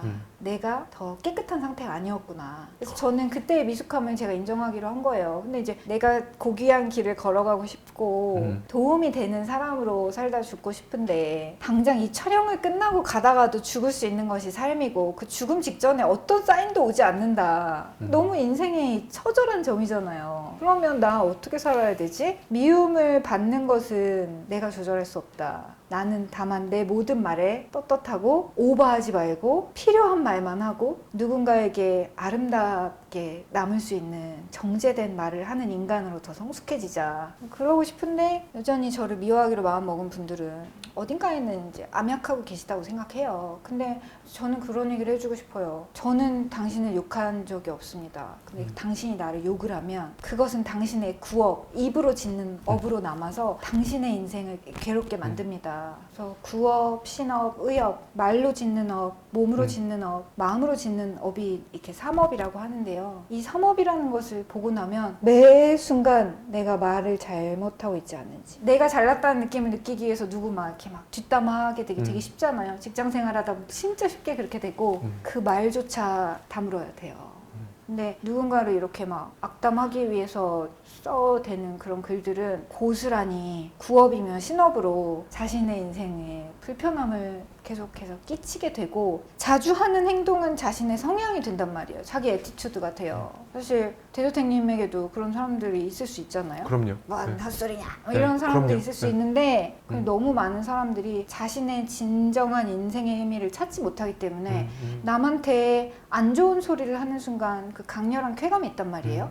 안 좋은 업을 짓는데도 느껴지는 그 쾌감을 네. 자기도 느끼는 거예요. 그래서 결과적으로는 에너지를 뺏기게 되는 거죠. 자기 인생을 고민해야 되는데 남을 욕하며 내가 뭔가 정의로운 사람이 됐다고 착각할 수 있어요. 저는 그런 에너지를 안 쓰시길 바라고, 내가 당신에게 구업이나 신업을 짓게 만드는 존재가 되고 싶지 않습니다. 단 언젠가 자신이 만든 행동으로 인한 자신이 일으킨 불편함을 보게 된다면 그때가 너무 늦지 않게 오길 바랍니다. 라는 얘기를 저도 하고 싶어요. 저도 어떻게 보면 나를 미워하는 사람들이 싫었던 것 같아요. 그건 당연하죠, 사람에서. 근데 어느 순간 제 마음속에 있는 그 많은 고통들을 보게 되고 나니까 나중에는 나를 싫어하는 사람들이 틀림없을 어떤 글들을 보면 이 사람의 고통이 크겠구나, 이렇게 표현하지 않으면 안 되는 그 고통이 뭘까, 너무 안타깝다. 다가오는 모든 존재한테 자비를 내어주며 살기에도 이 삶이 너무 짧은데 잘 모르는 사람을 미워하는 건 도대체 뭐지? 안타까움은 있어요. 작가님 말씀해 주신 것 중에 누군가에게 욕을 하고 이런 것들이 업이라고 말씀해 주셨잖아요. 그렇게 그런데 돈보다 더 중요한 나의 시간, 말씀해 주셨듯이 불과 몇 시간 뒤에 내가 살아있을지 죽어있을지도 알 수 없는데, 그럼에도 불구하고 내 시간을 그런데 쓰고 있는 게 스냅샷처럼 누가 그걸 옆에서 이렇게 정말 하나하나 착착착 찍어서 그거를 쫙 프레임을 이제 붙이면 영상이 되잖아요. 그런 동영상을 보여주는데 막 크크크거리면서 눈에 약간 그러면서 뭐 악플을 단다거나, 아니면 누군가에 대해서 누굴 만나서 아까 그 쓸데없는 말, 그런 뒷담화나 험담이나 이런 걸 하고 있는 나라는 사람의 영화인데, 나라는 사람의 영화가 온통 그런 걸로 돼 있으면 와, 어떤 기분이 들까? 저도 어떤 모르는 사람들을 마음속에서 미워하는 경험이 너무 고통스러웠어요. 근데 지금은 나를 미워했다기보다는 자기가 자기를 미워한다는 것을 인정할 수 없으면 사람은 그 화살을 타인에게 돌리게 되어 있단 말이에요. 우리가 우리 자신을 사랑하고 아끼는 법을 모르기 때문에 그 근원적인 힘을 한 번도 접촉해 본 적 없는 사람 입장에서는 타인을 미워하는 것을 통해 내가 잘났다라는 느낌으로 그냥 살아가는 건데, 사실 그건 뭐냐면 휘발유차에 경연료를 넣고 잘 굴러가길 바라는 망가지죠.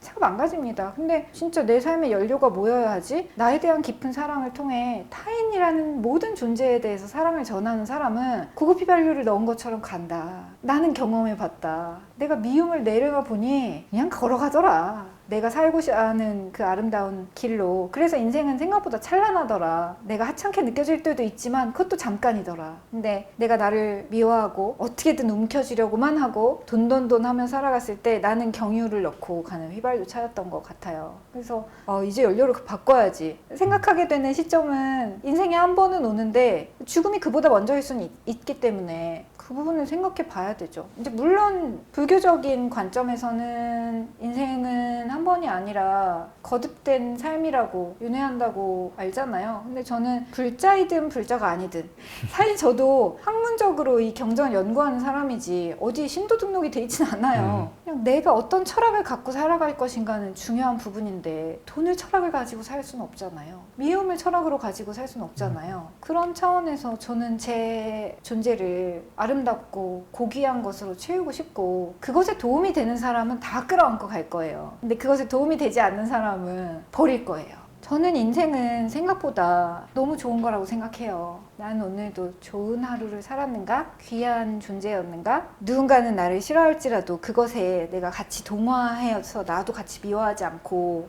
이만큼 사회가 병들었고 나는 마음을 위해서 뭐라도 도움이 되는 그런 자가 되기 위해 책을 읽었는가? 말을 했는가? 몸으로 이동했는가? 전했는가? 이것에 좀 더 초점을 맞추고 살아가고 있는 거죠. 지금은 어떠세요, 작가님? 그래서 10년 전에 작가 곽정은이 미움이라는 에너지들을 딱 받았을 때 그 10년 전에 작가 곽정은과 지금 오늘의 곽정은 작가가 그걸 딱 대면했을 때 어떠세요? 10년 전은 부르르, 부르르. 지금은 사르르. 사르르. 그때는 너 뭐야? 막 이랬으면 지금은 따뜻한 본넷 위에 눈이 앉으면 눈이 사르르 녹잖아요. 저는 사실 상관없어요. 어차피 타인의 분노는 타인의 것이에요.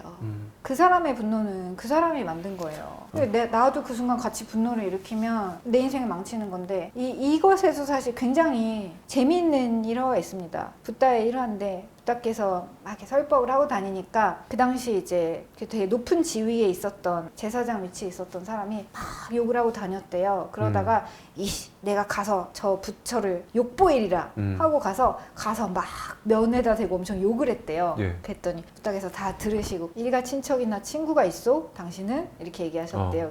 있죠? 이랬더니 그러면은 그들이 막 선물을 주기도 하시오? 그럼 선물을 주고 받지요? 내가 가족이나 친척들에게 선물을 갖다 줬는데 그 사람들이 괜찮습니다. 괜찮아요. 안 받으면 당신은 어떻게 할 겁니까? 집으로 갖고 돌아와야죠. 뭐 안 받겠다는데 어떡합니까? 했대요. 이게 답이었어요. 그래서 그 순간 제사장이 엄청 크게 깨달았다. 아무리 주려고 해도 그 사람이 받지 않으면 네 거다 이거예요. 왜냐면 네가 주려고 했었던 거니까. 그러니까 저에게 누군가가 과거에든 혹은 앞으로든 제가 하는 말에 혹시라도 어떤 결점이 있고 누군가를 좀 날카롭게 하는 이야기가 혹시라도 있어서 불편감을 느끼시고 그럴 수는 있지만 그것이 나를 미워하는 마음으로 변한다면 사실 그 마음은 당신이 만든 겁니다. 나를 미워하지 않을 수도 있었을 것입니다. 당신이 주려고 하지만 그 분노는 당신 것이지 내 것은 아닙니다. 가져가십시오.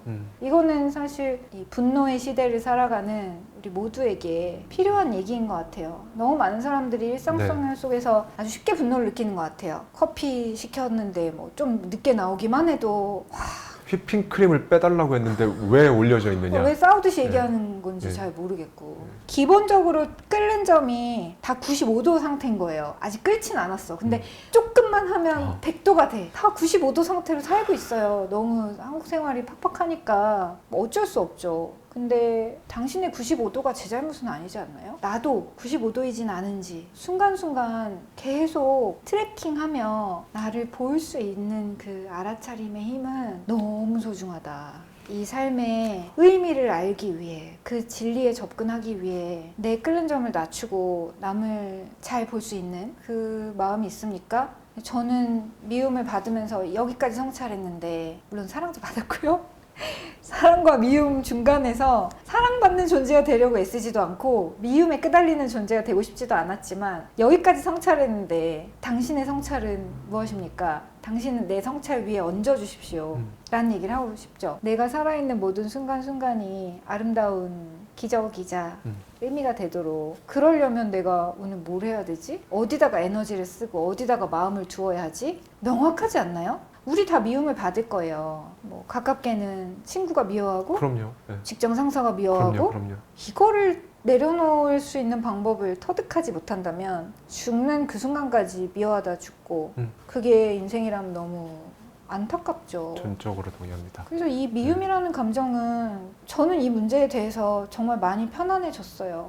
그래서 지금은 저는 편안한데 당신도 편안해지길 바래요. 야. 진심으로. 나를 미워하는 게 당신의 인생에 의미가 있어서는 안 됩니다. 그리고 우리는 지금 뭐 젠더 갈등이나 이런 부분들도 사실 많고 특정 성별이 세력화되고 이런 것들 남녀 공이 많은데요. 우리나라는 이미 갈등이 너무 이제 분단 국가에 세대 갈등에 젠더 갈등에 또 정치 이념의 갈등. 정치 이념 갈등에 지역 갈등에 네. 너무 많고 그러니까 결국은 우리가 진짜 해야 되는 건 그러니까 하나의 막 유니언을 만든다기보다 이 다양성을 존중하고 서로 위해주는 그런 사회를 만드는 데 조금은 기여하고 가야 돼요. 그래야 우리가 다음에 태어나는 모든 존재들에게 미안하지 않을 수 있어요. 저도 너무나 가정을 이루고 싶어 했고 시도도 했었지만 잘 안 됐는데 그 삶에 의미가 있기를 강력히 바라면서 제가 하고 있는 일은 더 좋은 세상을 만드는 데 기여하는 일이에요. 사람들이 더 마음이 편안해지고 자신을 성찰할 수 있고 태어난 아이들이 더 많은 것들을 누릴 수 있도록 저는 이 나라의 어떤 부분을 꼭 바꾸고 싶고 기여하고 싶고 나는 내 몸으로 아이를 낳지 않았지만 많은 존재들이 이 삶을 더 잘 이어갈 수 있도록 그런 부분에 기여하는 사람이 되면 나의 독신 생활은 엄청 찬란했다고 말할 수 있지 않을까? 이미 이런 태어난 사람들을 잘 교육하지 못하고 있는 이 나라에서 내가 하는 모든 공부가 의미 있는 결과들이 되면 혼자 살아서 가능했습니다 라고 왜냐면 제가 아이가 없으니까 모든 사람들을 섬기는 사람이 될 수 있잖아요. 그거는 저의 인생의 큰 복이라고 생각해요.